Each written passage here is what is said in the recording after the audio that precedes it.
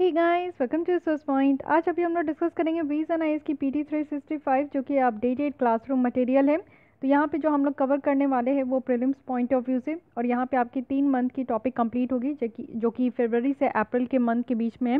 तो चलिए स्टार्ट करते हैं। आज मैं यहाँ पे कंप्लीट करूँगी साइंस एंड टेक की पोर्शन। तो साइंस एंड टेक में जितनी भी टॉपिक है वो आपका 3 मंथ का यहाँ पे कंप्लीट हो जाएगा। उसके बाद और भी टॉपिक्स हम लोग यहाँ पे कंप्लीट करेंगे, बट देख लेते हैं एक बार। मैं यहाँ पे आप लोग को इंडेक्स दिखा देती हूँ जिससे एक आइडिया होगा कि हाँ कितने टॉपिक्स आपकी यहाँ पे कवर हो रही है। तो साइंस एंड टेक में सबसे पहले बायोटेक्नोलॉजी से रिलेटेड जो टॉपिक्स है उससे हम लोग कवर करेंगे। देन यहाँ पे IT एंड कंप्यूटर्स है, एंड देन यहाँ पे रिसर्च एंड डेवलपमेंट है, फिर स्पेस टेक्नोलॉजी, हेल्थ। ये सारी चीज़ें आप लोग को देखने को मिलेगा किसके तहत आती है। ठीक है, चलिए स्टार्ट करते हैं। तो आगे बढ़ने से पहले यहाँ पे हम लोग देख लें एक छोटी सी न्यूज़ कि यहाँ पे वीज़ा नाइस की टेस्ट सीरीज़ आपकी यहाँ पे चल रही है। तो अगर आप लोग को ज्वाइन करनी है और टेस्ट सीरीज़ यहाँ पे सॉल्व करनी है तो आप लोग ज्वाइन कर सकते हो। डिस्क्रिप्शन बॉक्स में ईमेल आईडी दी गई है जिसमें आप लोग अपने जो भी क्वेरीज है या फिर ज्वाइन करना है तो वहीं पे मेल कर आप लोग ज्वाइन कर सकते हो। तो चलिए स्टार्ट करते हैं साइंस एंड टेक के फर्स्ट टॉपिक के साथ जो कि है बायोटेक्नोलॉजी। तो बायोटेक्नोलॉजी में भी यहाँ पे फर्स्ट टॉपिक जो हम लोग देखने वाले हैं जो हमेशा न्यूज़ में रहता है, जेनेटिकली मॉडिफाइड फूड क्रॉप्स। तो इसके बारे में हम लोग देखने वाले हैं। अभी क्या हुआ है कि food safety and standard authority के द्वारा ये कहा गया है कि मार्च 1 से जितने भी इम्पोर्टेड कंसाइनमेंट है कुछ मेजर फूड क्रॉप्स के, तो उसको यहाँ पे नॉन GM कम GM फ्री सर्टिफिकेट के साथ एकम्पनीड करना होगा। ठीक है, इट मीन्स कि यहाँ पे आप देखो कि जितने भी जो इम्पोर्टेड मेजर फूड क्रॉप्स है ना उसके ऊपर इस तरीके का आपका जो है प्रतिबंध लगाया गया है। तो ये तो बात जो भी न्यूज़ में है उसको आप साइड में रखो, आपको बेसिक चीज़ें समझनी है। बेसिक चीज़ें आप ये समझो कि GMO लेवल का जो रेगुलेशंस होता है इम्पोर्टेड कंज्यूमेबल्स में, तो इसमें क्या है कि ये आपका इनिशियली इसको जेनेटिकली इंजीनियरिंग अप्रेजल कमिटीज़ के द्वारा लाया गया है जो कि यूनियन इन्वायरमेंट मिनिस्ट्री के तहत ये काम करते हैं। ठीक है, ये जो रेगुलेट करने की बात की गई है कि जो भी यहाँ पे जेनेटिकली मॉडिफाइड जो आपका क्रॉप रहेगा वो अगर हम लोग अपने देश में इंपोर्ट कराते हैं तो उसके लिए कैसे कैसे क्या प्रबंध होंगे। इनका जो मेन रोल है ये आप लोग देखो, जो FSSAI का जो यहाँ पे एक्ट है उसके तहत ये काम करते हैं, यानी कि food safety and standard act 2006 के तहत। और ये जो बॉडी है FSSAI, ये आपका जो है ना इनसे पूछा जाएगा इंपोर्टेड गुड्स के अप्रूवल के लिए। तो जो भी GMO का जो क्रॉप होगा उसको अगर इंपोर्ट कराना हमारे देश में तो उसके लिए जो यहाँ पे परमिशन की ज़रूरत है वो इस बॉडी से परमिशन लेनी है। अब देखते हैं कि ग्लोबल रेगुलेशन कैसे की जाती है, यानी कि ऑल ओवर द वर्ल्ड में अगर हम लोग GM क्रॉप की बात करें, genetically modified crop, it means कि आप देखो कि ऐसे क्रॉप होते हैं जिसके जीन में कुछ मॉडिफिकेशन की जाती है, चेंजेस की जाती है, उसके बाद ये जो है ना एक नई तरीके का आपका फूड यहाँ पे तैयार होता है, तो उसे हम लोग GM क्रॉप कहते हैं, GM फूड कहते हैं। तो ऑल ओवर द वर्ल्ड में अगर आप देखो तो एक जॉइंट कन्वेंशन है जिसे हम लोग यहाँ पे कोडेक्स कहते हैं। कोडेक्स कहने का मतलब है कि कोडेक्स एलिमेंट्रस कमीशन, एक जॉइंट यहाँ पे आपका FAO food and agriculture organisation और WHO की जो इंटर गवर्नमेंटल बॉडी है, ये दोनों मिलके आप देखो कि यहाँ पे रिस्पॉन्सिबल है कि कैसे ये स्टैंडर्ड कोड ऑफ जो प्रैक्टिसेस है, गाइडलाइंस है, रिकमेंडेशंस है, उनको यहाँ पे डेवलप करेंगे। ओके, और ये इंटरनेशनल फूड कोड होता है। तो ये आपका कोडेक्स क्या है ये पूछ लिया जाए तो ध्यान रखिएगा कि ये जेनेटिकली मॉडिफाइड क्रॉप से रिलेटेड है। यहाँ पे कुछ प्रिंसिपल्स है और ये प्रिंसिपल्स बाइंडिंग्स नहीं होते हैं। इट मीन्स कि इस कोडेक्स के अंदर जितने भी मेंबर हैं अगर वो इसको फॉलो कर रहे हैं तो वो यहाँ पे इनके रूल्स रेगुलेशंस को मान भी सकते हैं, नहीं भी मान सकते हैं। साथ ही इसी के अलावा आप देखो कि कार्टेजिना प्रोटोकॉल हमारे जो इंटरनेशनल कन्वेंशन में ऑलरेडी है जो कि बायो सेफ्टी की बात करते हैं, और ये इन्वामेंटल को जो है ना यहाँ पे ये जो इन्वामेंटल ट्रीटी है ये लीगली बाइंडिंग है। लीगली बाइंडिंग कहने का मतलब है कि कानूनी तौर पर जो भी कंट्रीज़ इस कन्वेंशन को मान रही है, प्रोटोकॉल को मान रही है, उनको इनके द्वारा जो भी प्रिंसिपल्स है उनको अपने कंट्रीज़ में लागू करना होगा, इसके रूल्स रेगुलेशंस फॉलो करने होंगे और इसे हम लोग बाइंडिंग कहते हैं। तो ये लीगली बाइंडिंग है, यानी कि कार्टेजिना प्रोटोकॉल ये आपका बायोसेफ्टी से रिलेटेड है। इसमें भी आप लोग देखो कि लिविंग जो मॉडिफाइड ऑर्गेनिजम्स है ना इसके ट्रांसबाउंड्री मूवमेंट को ये रेगुलेट करते हैं, और ये कब इफेक्ट में आया है तो 2003 में। तो इसको भी ध्यान रखना है। ठीक है, यहाँ पे जो न्यूज़ में आया है कि जितने भी इम्पोर्टेड यहाँ पे आपके GM क्रॉप होंगे ना, तो यहाँ पे कहा जा रहा है कि जो एडवेंटिटियस जो प्रेजेंस है जेनेटिकली मॉडिफाइड ऑर्गेनिजम्स में वो 1% होना चाहिए और ये परमिसिबल होगा इम्पोर्टेड फूड क्रॉप्स कंसाइनमेंट के तहत। साथ ही अगर हम लोग बात करें यहाँ पे एडवेंटिटियस प्रेजेंस जो है वो आपका अप्रूव्ड जीएम मटेरियल में होना चाहिए और ये नॉन जीएम क्रॉप हो जिसका रेंजेस जो है ये 0.9 से 5% तक भी हो सकता है। इट मीन्स कि यहाँ पे जो आपका जीएम क्रॉप में आप देखो नॉन जीएम क्रॉप होना चाहिए लेकिन उसमें कुछ जो चेंजेस की जाती है ना वो यहाँ पे ज़्यादा नहीं होना चाहिए। ठीक है, यहाँ पे आपका 0 से 9 यहाँ पे 0.9 से लेकर 5% तक कहा गया है। अब बेसिकली ये समझिए कि जीएम क्रॉप हम लोग किसको कहते हैं। तो WHO के द्वारा एक बहुत अच्छी यहाँ पे डेफिनेशंस दी गई है कि जेनेटिकली मॉडिफाइड ऑर्गेनिजम्स वैसे ऑर्गेनिजम्स होते हैं जिनकी जेनेटिक मटेरियल्स में कुछ ऑल्टर किया जाता है और वो आपका ऐसा चेंज किया जाता है जो कि आप देखो कि वो नेचुरली नहीं आ सकता है, ना ही नेचुरल जो रिकॉम्बिनेशन है उसको करके नहीं आ सकता। तो उस तरीके का जो है ये जेनेटिकली मटेरियल्स को यहाँ पे मॉडिफाई करते हैं। ठीक है, अगर हम लोग बात करें अपने देश में तो हमारे देश में बीटी कॉटन है जो कि सिर्फ ओनली जीएम क्रॉप है जिसको कि अप्रूव किया गया है कमर्शियल कल्टीवेशन के लिए और हमारे गवर्नमेंट ऑफ इंडिया के द्वारा। लेकिन अगर आप लोग जीएम क्रॉप की बात करें तो इसकी जो इंट्रोडक्शन हुई है कमर्शियली तो वो आज से नहीं है, वो 1996 से है और तब से लेकर कॉर्न है, कॉटन है, सोयाबीन है जिनको कि यहाँ पे इस तरीके का जीएम क्रॉप के थ्रू आपका बनाया गया है। ठीक है, एक और है जैसे कि आईआईटी दिल्ली के द्वारा ये बनाया गया है, आईआईटी दिल्ली नहीं सॉरी ये दिल्ली यूनिवर्सिटी है जिनके द्वारा जीएम मस्टर्ड धारा मस्टर्ड हाइब्रिड 11 है, लेकिन अभी तक इसको कमर्शियल रिलीज़ करने के लिए जो है ना यहाँ पे पेंडिंग में रखा गया, अभी तक इसको अप्रूवल नहीं दी गई है। अब आप ये सोच सकते हो कि जीएम क्रॉप को अप्रूव करने के लिए हमारे देश में कौन सी बॉडी है, तो ये है जेनेटिक इंजीनियरिंग अप्रेसल कमेटी जिनके द्वारा ये अलाउ किया जाता है, वो यहाँ पे परमिट करते हैं। ठीक है, और जिनके द्वारा bio safety research field allow किया गया है वो भी 2 न्यू ट्रांसजेनिक वैरायटीज़ ऑफ हमारे यहाँ के जो डेवलप बीटी ब्रिंजल है। कई बार कहा जाता है कि बीटी ब्रिंजल को जो है यहाँ पे अलाउ मिल गया है लेकिन इनको परमिशन नहीं मिली है बीटी ब्रिंजल को, इसको इलीगल तरीके से हमारे देश में यूज़ किया जा रहा है बट अभी तक ये जो है लीगली यहाँ पे यूज़ करने के लिए नहीं है। साथ ही आप देखो हमारे यहाँ की जो इंडिजिनस ट्रांसजेनिक वैरायटीज़ है ब्रिंजल की वो यहाँ पे डेवलप किया गया है national institute of plant biotechnology जो कि यहाँ पे Indian council of agriculture research के तहत आते हैं। तो इतनी जो बेसिक बातें हैं वो ध्यान रखना है। अब आप सोच रहे होंगे कि जीएम फूड क्रॉप्स जो है इसके बेनिफिट क्या है, तो इसके बेनिफिट्स भी थोड़ा बहुत समझिए। सबसे पहला ये जो जीएम क्रॉप होते हैं ना, ये जो आप देखते हो कि बहुत सारे स्पीसीज़ लॉस हो जाते हैं। ठीक है, लॉस ऑफ स्पीसीज़ को ये प्रिवेंट करते हैं क्योंकि इसमें बहुत ज़्यादा केमिकल फर्टिलाइजर्स इन सब का इस्तेमाल नहीं होता है। ये जो पेस्टिसाइड्स और हर्बिसाइड्स है इसका यूज़ जो है वो बहुत कम हो जाता है जीएम क्रॉप में और एग्रीकल्चर परफॉर्मेंस भी ये इम्प्रूव करते हैं। इट मीन्स कि यहाँ पे आपको पैदावार अच्छे देखने को मिलेंगे, यहाँ पे लेस कॉस्ट इनपुट है यानी कि इनपुट कॉस्ट कम लगेगा, लेस यहाँ पे लेबर इनपुट है। इट मीन्स कि जो यहाँ पे लोग जो यहाँ पे मेहनत करते हैं वो भी कम लगेगा और बेटर टॉलरेंस है। इट मीन्स कि कोई भी हार्श क्लाइमेटिक कंडीशन हो, चाहे यहाँ पे एक्सट्रीम हॉट हो, एक्सट्रीम कोल्ड हो या फिर सूखा आ जाए या फिर सैलिनिटी, इट मीन्स कि यहाँ पे सॉइल में जो है नमक की मात्रा बढ़ जाए तो इससे भी जो है ना जीएम क्रॉप्स बेटर टॉलरेट कर सकते हैं। साथ ही यहाँ पे क्रॉप प्रोटेक्शन भी इम्प्रूव हो पाएगा क्योंकि यहाँ पे रेसिस्टेंस भी आपका इंट्रोड्यूस किया जाता है, वो भी प्लांट डिजीज़ के अगेंस्ट में, जैसे कि ये इंसेक्ट्स वायरस के कारण भी बहुत सारे पौधे और क्रॉप जो है बर्बाद हो जाते, तो ये सारा काम अब नहीं देखने को मिलेगा। साथ ही यहाँ पे फूड सिक्योरिटी भी इंक्रीज़ हो पाएगी और जैसे हमारे देश की पॉपुलेशन बढ़ रही है वैसे ही अगर हम लोग जेनेटिकली मॉडिफाइड क्रॉप्स को अगर हम लोग बढ़ावा दें तो इससे क्या हो पाएगा कि हमारे देश में जो यहाँ पे फूड सिक्योरिटी है, सारे लोगों को भोजन मिल पाए, तो वो चीज़ें हम लोग यहाँ पे प्रोवाइड कर पाएंगे। और साथ ही साथ आप देखो सॉइल के लिए भी बेनिफिट है क्योंकि यहाँ पे अगर सॉइल में आप ज़्यादा फर्टिलाइज़र नहीं दोगे और पेस्टिसाइड्स नहीं अगर छिड़कोगे तो सॉइल में जो नाइट्रोजन और न्यूट्रिएंट की जो मात्रा होती है वो बिल्कुल मेंटेन होती है। तो यहाँ पे हर किसी के लिए भी फ़ायदा है, हमारे इन्वायरमेंट के लिए भी फ़ायदा है, हमारे स्पीसीज़ के लिए भी फ़ायदा है, हमारे ह्यूमन हेल्थ के लिए भी फ़ायदा है। तो इस तरीके से आप समझ सकते हैं।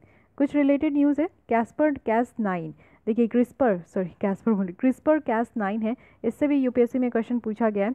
ये Cas9 क्या होता है? Cas9 देखिए ये इसको सीजर कहते हैं। सीजर मतलब क्या होता है कि आप देखो कि कोई भी चीज़ आपको अच्छा नहीं लगता आप उसको काट के हटा सकते हो, कटिंग फटिंग कर सकते हो। तो हमारे भी बॉडी में जो जीन एडिटिंग की जाती है, ठीक है, इसको आप लोग देखो कि अभी हम लोग जीनोम मैपिंग पढ़ेंगे तो यहाँ पे जीन एडिटिंग ये सारी चीज़ें मैं बताऊँगी। तो जो जीन एडिटिंग की जाती है ना, हमारे जो जीन होते हैं उसको अगर काट के हटाना है, जो कोई भी डिफेक्टिव जीन है अगर उसको भी काट के हटाना है तो ये Cas9 का हम लोग यूज़ करते हैं। तो ये एक तरीके का आप देखो कि एडिटिंग, जीनोम एडिटिंग यहाँ पे टेक्नोलॉजी है जिसे हम लोग CRISPR-Cas9 कहते हैं। यहाँ पे जो कलर है टोमेटो का वो येलो में चेंज किया गया, तो इस तरीके से इसको यूज़ भी किया गया, तो ये भी ध्यान रखना है। अब आते हैं genome mapping in Indian ocean. अब देखिए इंडियन ओशन जो हमारा है वो उसमें जीनोम मैपिंग की जा रही है। तो चलिए देख लेते हैं कि जीनोम मैपिंग कहने का क्या मतलब है। कहने का मतलब है यहाँ पे कि किसी पर्टिकुलर रीजन में जो क्रोमोसोम है उसका कुछ पर्टिकुलर रीजन में जो स्पेसिफिक जीन है उसकी लोकेशन को ये आपका रेफर करता है, और साथ ही साथ किसी लोकेशन को ये डिटरमाइन करता है, और एक डिस्टेंस दिखता है कि दूसरे जीन और इस क्रोमोसोम में जो है कितना यहाँ पे डिस्टेंस है। अब ये क्रोमोसोम क्या होता है, तो क्रोमोसोम एक ऑर्गेनाइज्ड पैकेज है डीएनए का, जो कि हमारे सेल के न्यूक्लियस में प्रेजेंट है। ठीक है, तो यहाँ पे आपको क्रोमोसोम पूरा पैकेट देखने को मिलेगा डीएनए का, डीएनए के अंदर आपका जीन होता है। तो ये सारी चीज़ें मिलाकर हम लोग क्रोमोसोम कहते हैं। प्रोटेओम मैपिंग भी होता है। प्रोटेओम मैपिंग जैसे कि आपका प्रोटेओम कहा जा रहा है, इट मीन्स कि प्रोटीन प्रॉपर्टीज़ की स्टडी करने के लिए कोई भी लार्ज स्केल में, जो कि किसी ग्लोबल या इंटीग्रेटेड व्यू हो कोई डिसीज प्रोसेसेस का, सेलुलर प्रोसेसेस का, नेटवर्क का, वो भी प्रोटीन लेवल में, तो इसकी स्टडी करने के लिए हम लोग यहाँ पे प्रोटेओम मैपिंग इसको कहते हैं। ठीक है, तो ये आपका जीनोम मैपिंग जो है, जीन को यहाँ पे मैप किया जा रहा है किसी पर्टिकुलर लोकेशन में, पूरे क्रोमोसोम को यहाँ पे स्टडी की जाती है। और प्रोटेओम मैपिंग की बात करें तो यहाँ पे जो है प्रोटीन प्रॉपर्टीज़ को यहाँ पे स्टडी की जाती है। अभी अगर हम लोग एक प्रोजेक्ट देखें, जो ये प्रोजेक्ट है जीनोम मैपिंग का इंडियन ओशन में, तो इसका एम क्या है? इसका एम है कि वाटर को सैंपल करना, जो सेडिमेंट्स है यहाँ पे, प्लैंकेटॉन्स है, बहुत सारे ऑर्गेनिजम्स देखने को मिलेंगे जो कि जीनोम और माइक्रोन्यूट्रिएंट्स के सर्च में है। तो उनको यहाँ पे जो है इसका एम यही है कि इसको एक तरीके से सैंपल करना, यहाँ पे देखना होगा। ठीक है, सारी चीज़ें यहाँ पे चेकआउट होगी, यहाँ पे स्टडी की जाएगी।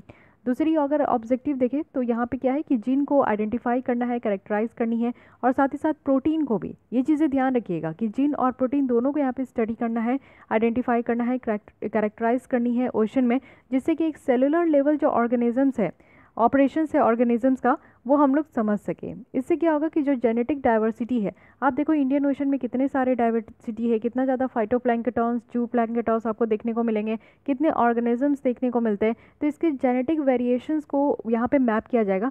मैप कहने का क्या मतलब है कि डिफरेंट डिफरेंट जो जेनेटिक यहाँ पे वेरिएशन है उसको एक जगह जो है कलेक्ट करके इसकी डेटा को रखी जाएगी। ठीक है, तो ये काम हमारे इंडियन ओशन में किया जा रहा है। इट मीन्स कि इंडियन ओशन में जितने भी यहाँ पे ऑर्गेनिजम्स हैं उनका यहाँ पे जीनोम मैपिंग की जाएगी। इससे क्या सिग्निफिकेंस होगा, क्यों हम लोग ऐसा कर रहे हैं? इससे क्या होगा ना कि रिसर्च और ज़्यादा मजबूत हो पाएगा, वो भी कमर्शियल बायोटेक्नोलॉजी एप्लीकेशन में। जैसे कि आप देखो कि एंटी कैंसर जो ट्रीटमेंट होती है, कैंसर के लिए जो ट्रीटमेंट की जा रही है, उसमें बहुत ज़्यादा हेल्प हो पाएगा, क्योंकि जो जिनकी यहाँ पे स्टडी हो रही है डिफरेंट डिफरेंट ऑर्गेनिजम्स की, जैसे हमारे क्रैब है, बहुत तरीके की मछलियाँ हैं, फाइटोप्लैंक्टन्स, जूप्लैंक्टन्स, तो इनकी अगर जीन की स्टडी की जाए, इनकी प्रोटीन लेवल की अगर स्टडी की जाए, तो इट मे बी हैपन कि उससे हम लोग बहुत सारी वैक्सीन मेडिसिन भी बनती है इन सारे ऑर्गेनिजम्स को यूज़ करके। तो इट मे बी हैपन कि कैंसर से रिलेटेड कोई ट्रीटमेंट यहाँ पे पता चल जाए। ठीक है, साथ ही यहाँ पे सेलुलर जो बायोकेमिस्ट्री है उसको हम लोग समझ पाएंगे, और जो ओशन का रिस्पांस है क्लाइमेट चेंज को लेकर, क्योंकि एक क्लाइमेट चेंज आज के डेट में आप देख रहे हो कि एक अलग ही भयानक रूप लिया हुआ है, क्योंकि सी लेवल राइज हो रहे हैं, एक्सट्रीम टेम्परेचर आपको चेंजेस देखने को मिल रहे हैं, बहुत सारे कंडीशंस है, एल नीनो है, ला नीना है, ये सारी जो फेनोमेना है वो हैपनिंग हो रही है। एल नीनो मोदकी भी हैपनिंग हो रही है। अच्छा ये बताइए कि एल नीनो मोदकी जो है, अगर ये होती है इंडियन ओशन में, तो इससे हमारे देश में इंडियन मानसून वीक होता है या स्ट्रांग होता है? इसके बारे में आपको कमेंट बॉक्स में बतानी है। और एल मोदकी से आप क्या समझते हो ये भी बताना है। ठीक है, तो ये एल नीनो मोदकी है। ठीक है, तो ये आप लोग समझो कि इन सारी चीज़ों को जो है ना जवाब मिल पाएगा। और जिस तरीके से पॉल्यूशन बढ़ते जा रहा है, न्यूट्रिएंट स्ट्रेस देखने को मिल रहा है, पॉल्यूशन बढ़ रहा है, प्लास्टिक पॉल्यूशन जो ओशन में बढ़ते जा रही है, तो उसका एक अच्छा खासा सोल्यूशन हम लोग ढूंढ सकते हैं। तो ये जो जीनोम मैपिंग की बात की जाती है ना, इसकी एप्लीकेशन आप इमेजिन भी नहीं कर सकते हो, बहुत ही वाइड रेंज में है।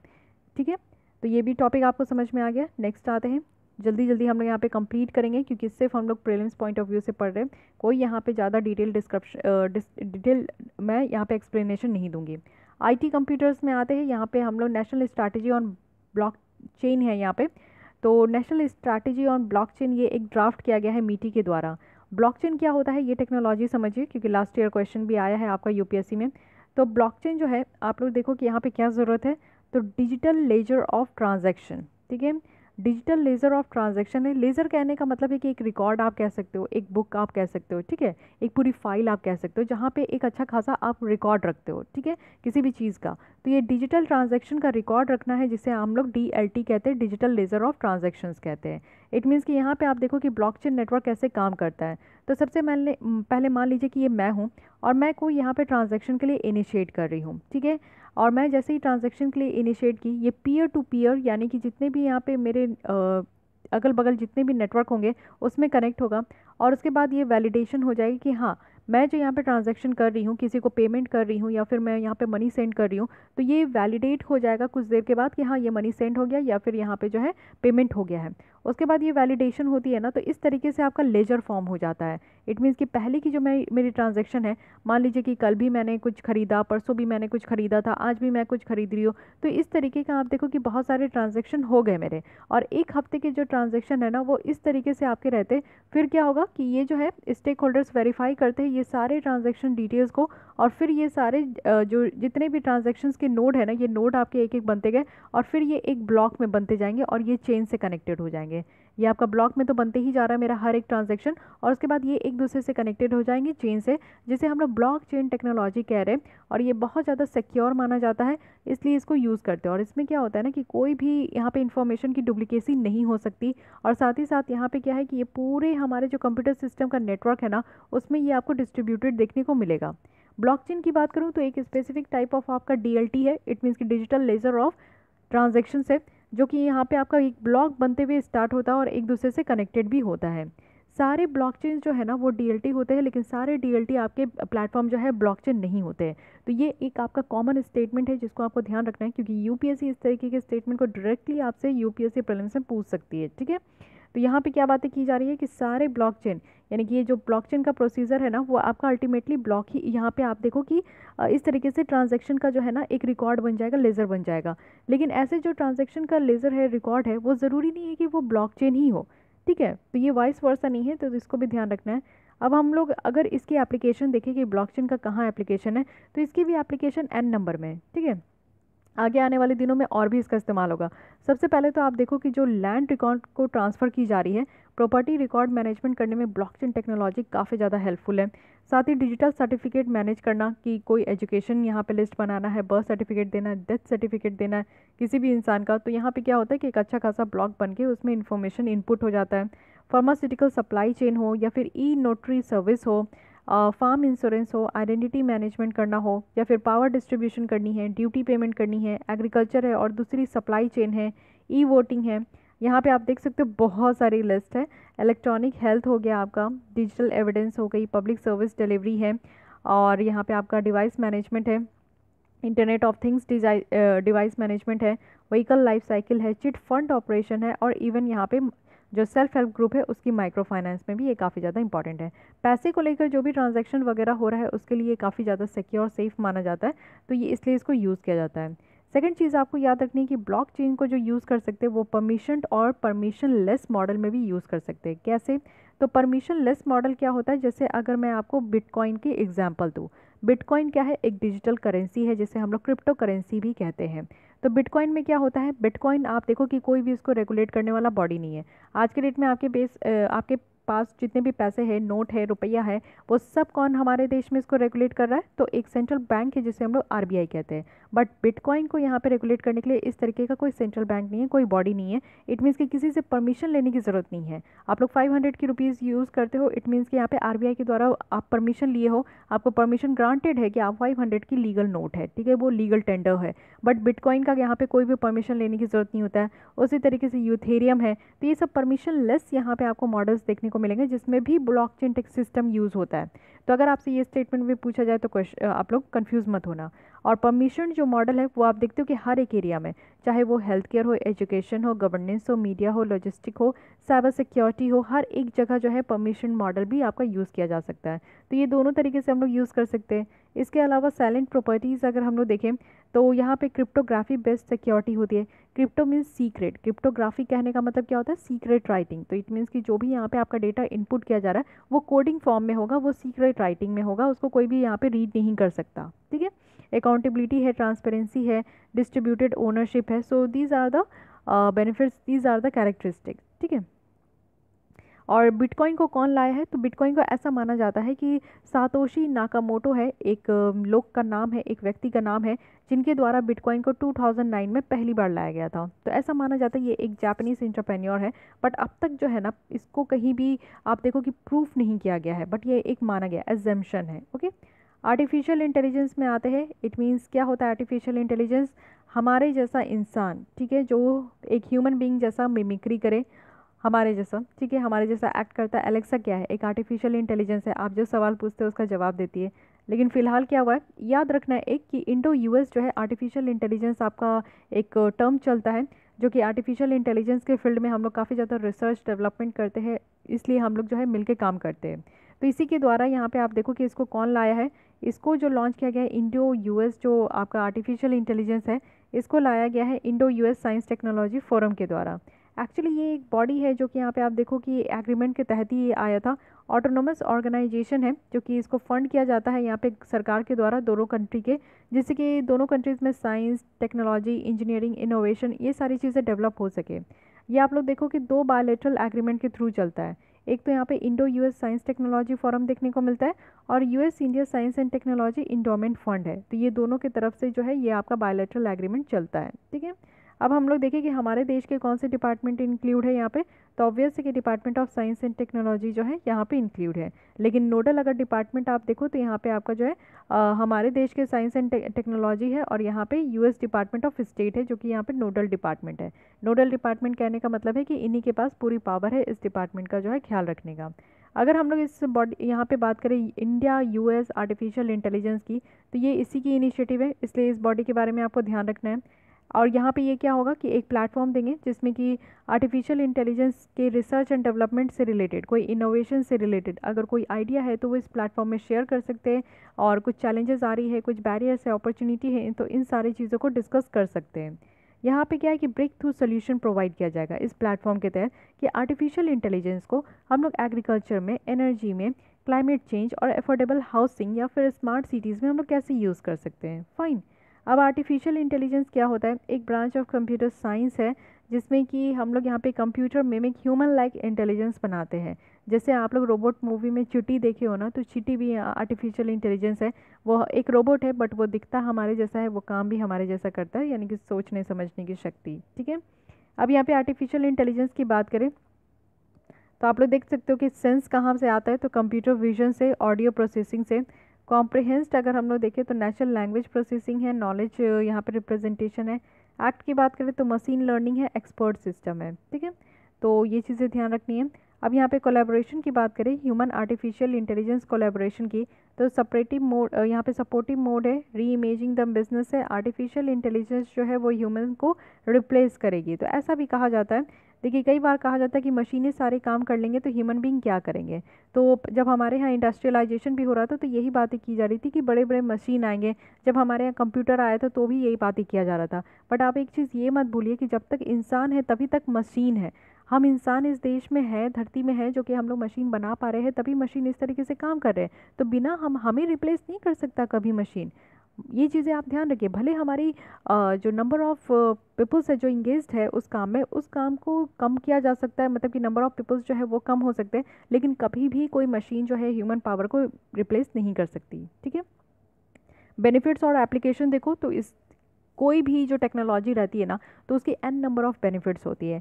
हेल्थ केयर में इसका बेनिफिट होगा ही, क्योंकि आर्टिफिशियल इंटेलिजेंस के थ्रू आप देखो कि रोबोट है जो कि आज के डेट में सर्जरी भी कर रहे हैं कई तरीके के। तो ये भी बात है, आर्टिफिशियल इंटेलिजेंस जो ड्रिवन यहाँ पे रोबोट है वो यहाँ पे डायग्नोस कर रहे हैं, तो ये भी काम हो पा रहा है। एजुकेशन और स्किलिंग में तो आप देखते ही हो कि यहाँ पे जो क्वालिटी की प्रॉब्लम है वो सॉल्व हो पाती है।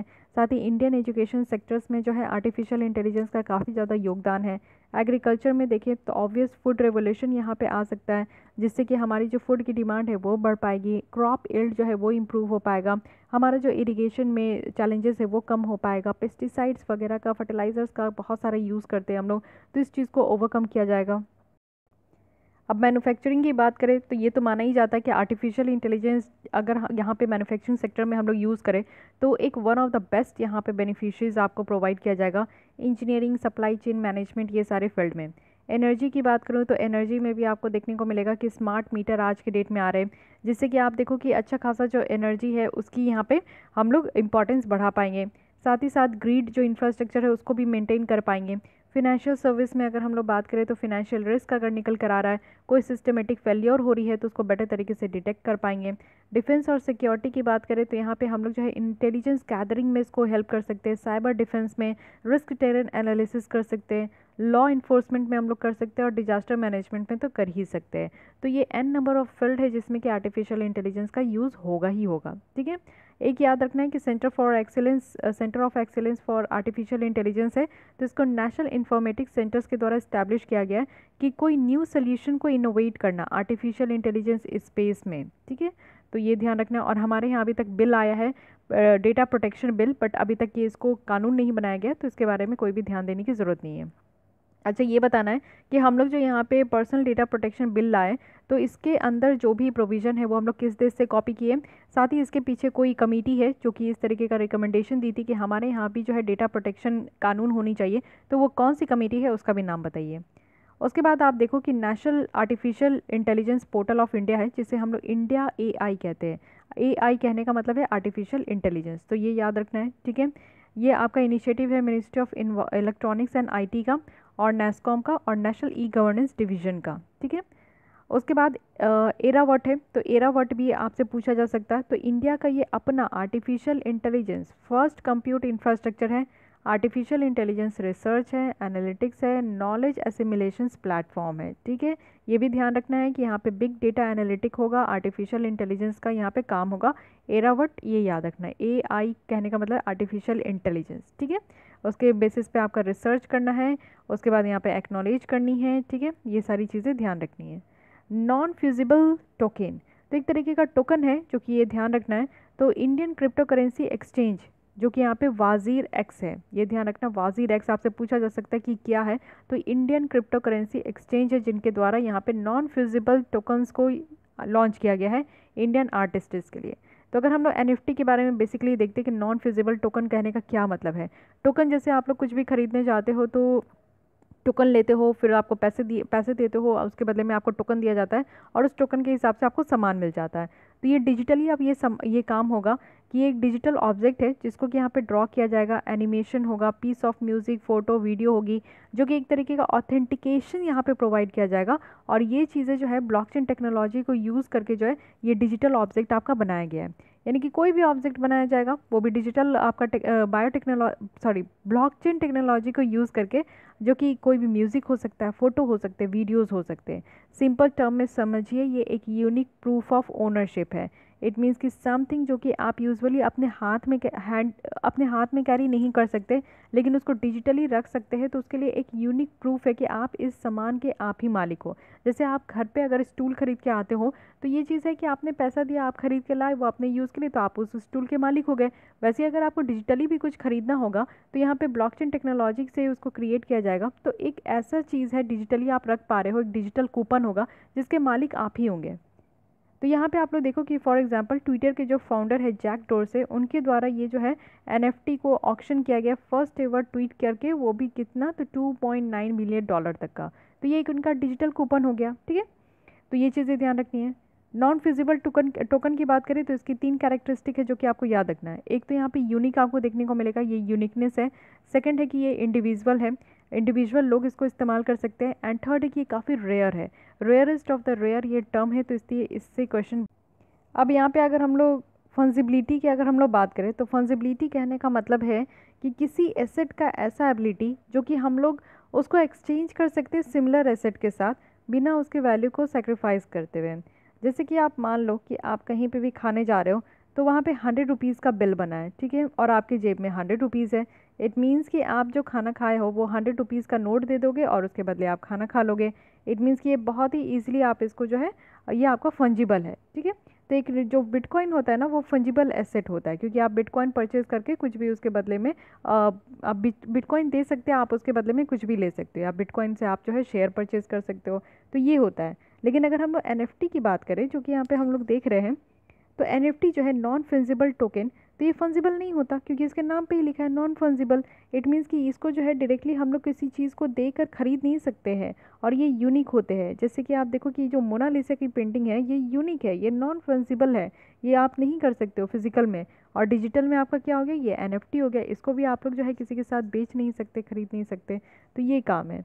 NFT की अगर आप लोग कैरेक्टरिस्टिक देखो तो एक तो चीज़ याद रखनी है कि ये यूनिक क्वालिटी है। दूसरी याद रखनी है कि किसी भी अदर जो सिमिलर टोकन है उसको कहीं ना कहीं ये इसकी वैल्यू आपको अलग देखने को मिलेगी, और ये डिजिटली रेयर भी है। और इसको सोल्ड और परचेज़ किया जाएगा पूरी तरीके से। इसको डिवाइड करके जो है परचेज़ नहीं किया जा सकता।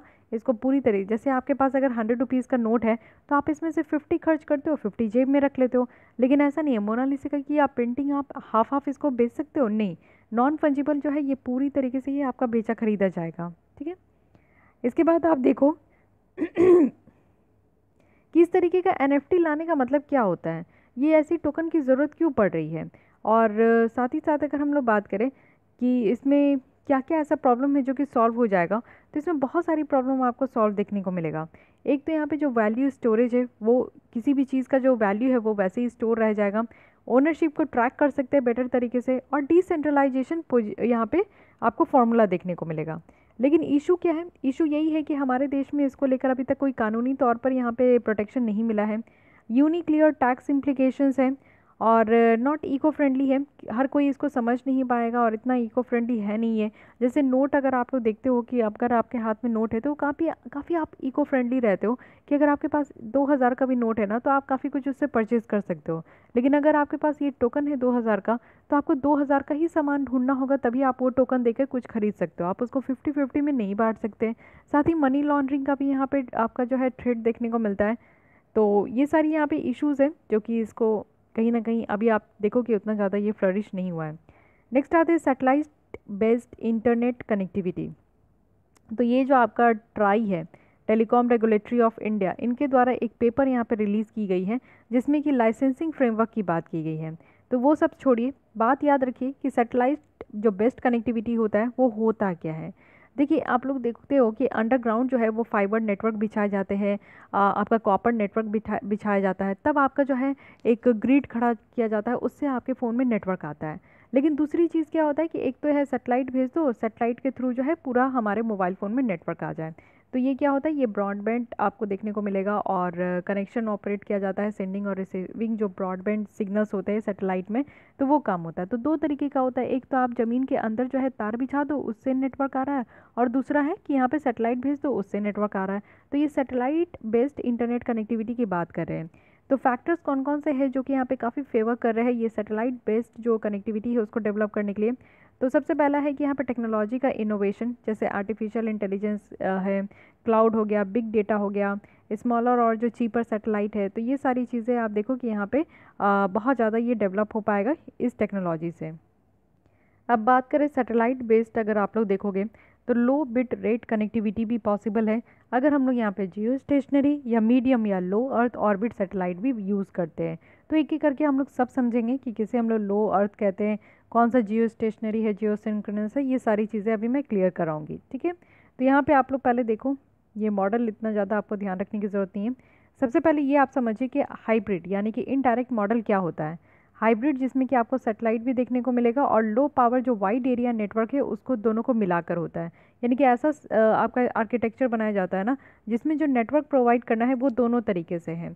एक तो आपका सैटेलाइट के थ्रू भी नेटवर्क हो रहा है और साथ ही साथ दूसरा जो है आपका जो वाइड एरिया नेटवर्क है, जैसे आप लोग देखते हो लैन वैन कहते हो, local area network, wide area network. तो इसके बेसिस पे भी जो है जो यानी कि यहाँ पे आपका तार वार बिछाकर जो आपका ज़मीन के अंदर से नेटवर्क प्रोवाइड किया जा रहा है, तो इन दोनों को मिलाकर अगर नेटवर्क प्रोवाइड की जाती है तो उसको हम लोग हाइब्रिड मॉडल कहते हैं, ठीक है।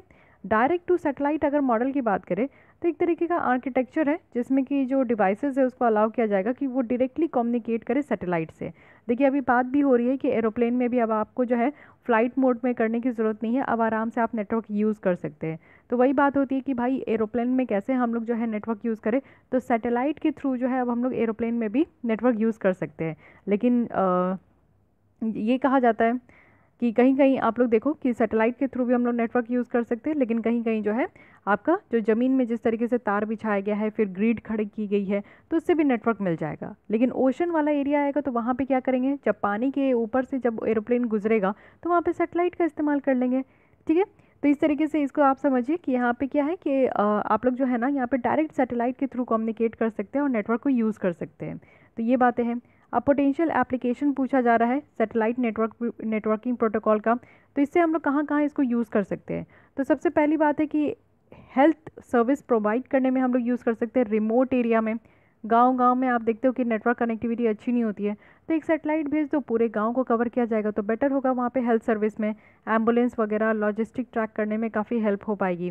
साथ ही लोग भी जो है जो रिमोट एरिया में रहते हैं तो वो अपने मोबाइल में ही ट्रैक कर पाएंगे, मैप में देख पाएंगे कि नियर बाई हॉस्पिटल क्लिनिक्स कहाँ हैं।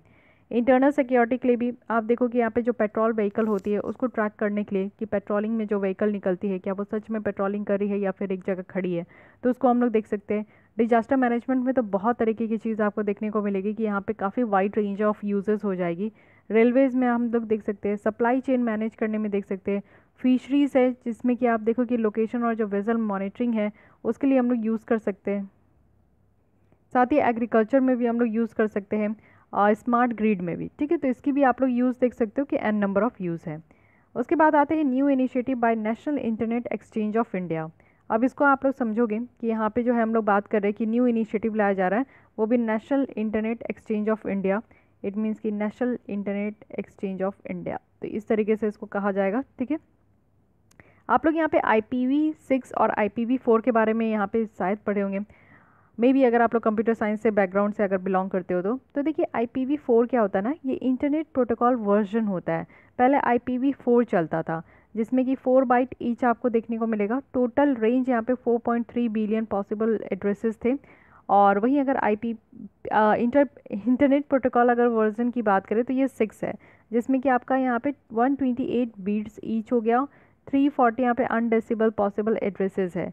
इट मीन्स कि आप लोग देखो कि IP एड्रेस यूनिक होता है। आपका जो डेस्कटॉप होगा या फिर लैपटॉप होगा उसमें एक यूनिक IP एड्रेस होती है। जब कोई भी क्राइम होता है ना तो वहाँ की लोकेशन ट्रेस करने के लिए सबसे ज़्यादा जो हेल्प करता है वो IP एड्रेस एक कोई भी डिवाइसेस का करता है, जैसे लैपटॉप डेस्कटॉप हो गया। तो इसलिए ये IP एड्रेस होते हैं जो कि हर एक लैपटॉप का डिफरेंट होता है। ये मोस्ट रिसेंट वर्जन आपको देखने को मिलेगा IPv6।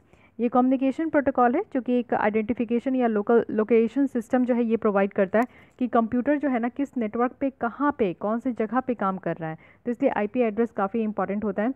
IP एड्रेस जो है सिक्योर और फास्ट है, यानी कि ये 6 वर्जन जो है, जैसे आप लोग देखते हो कि न्यू वर्जन निकलता है तो ऑब्वियस है कि पहले वाले वर्जन से वो अपडेटेड होगा, तो वही चीज़ देखने को मिलेगा।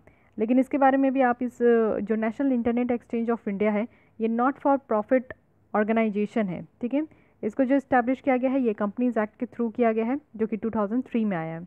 ये एक न्यूट्रल मीटिंग जैसा काम करता है, जो यहाँ पे इंटरनेट सर्विस प्रोवाइडर है ना, और उनका काम है कि यहाँ पे जो डोमेस्टिक इंटरनेट टैरिफ है उसको एक्सचेंज करते रहना, जिस तरीके से यहाँ पे आपको सर्विस प्रोवाइड किया जा रहा है। तो बस इसके बारे में इतना ही ध्यान रखना है। अब आते हैं अदर इंपॉर्टेंट न्यूज़ में, जो छोटी छोटी न्यूज़ रही है। जैसे आप देखो कि क्वांटम की डिस्ट्रीब्यूशन के बारे में बात किया जाता है, तो इसरो के द्वारा अभी फ्री स्पेस जो क्वांटम की डिस्ट्रीब्यूशन है उसको ये डिमॉन्स्ट्रेट किए।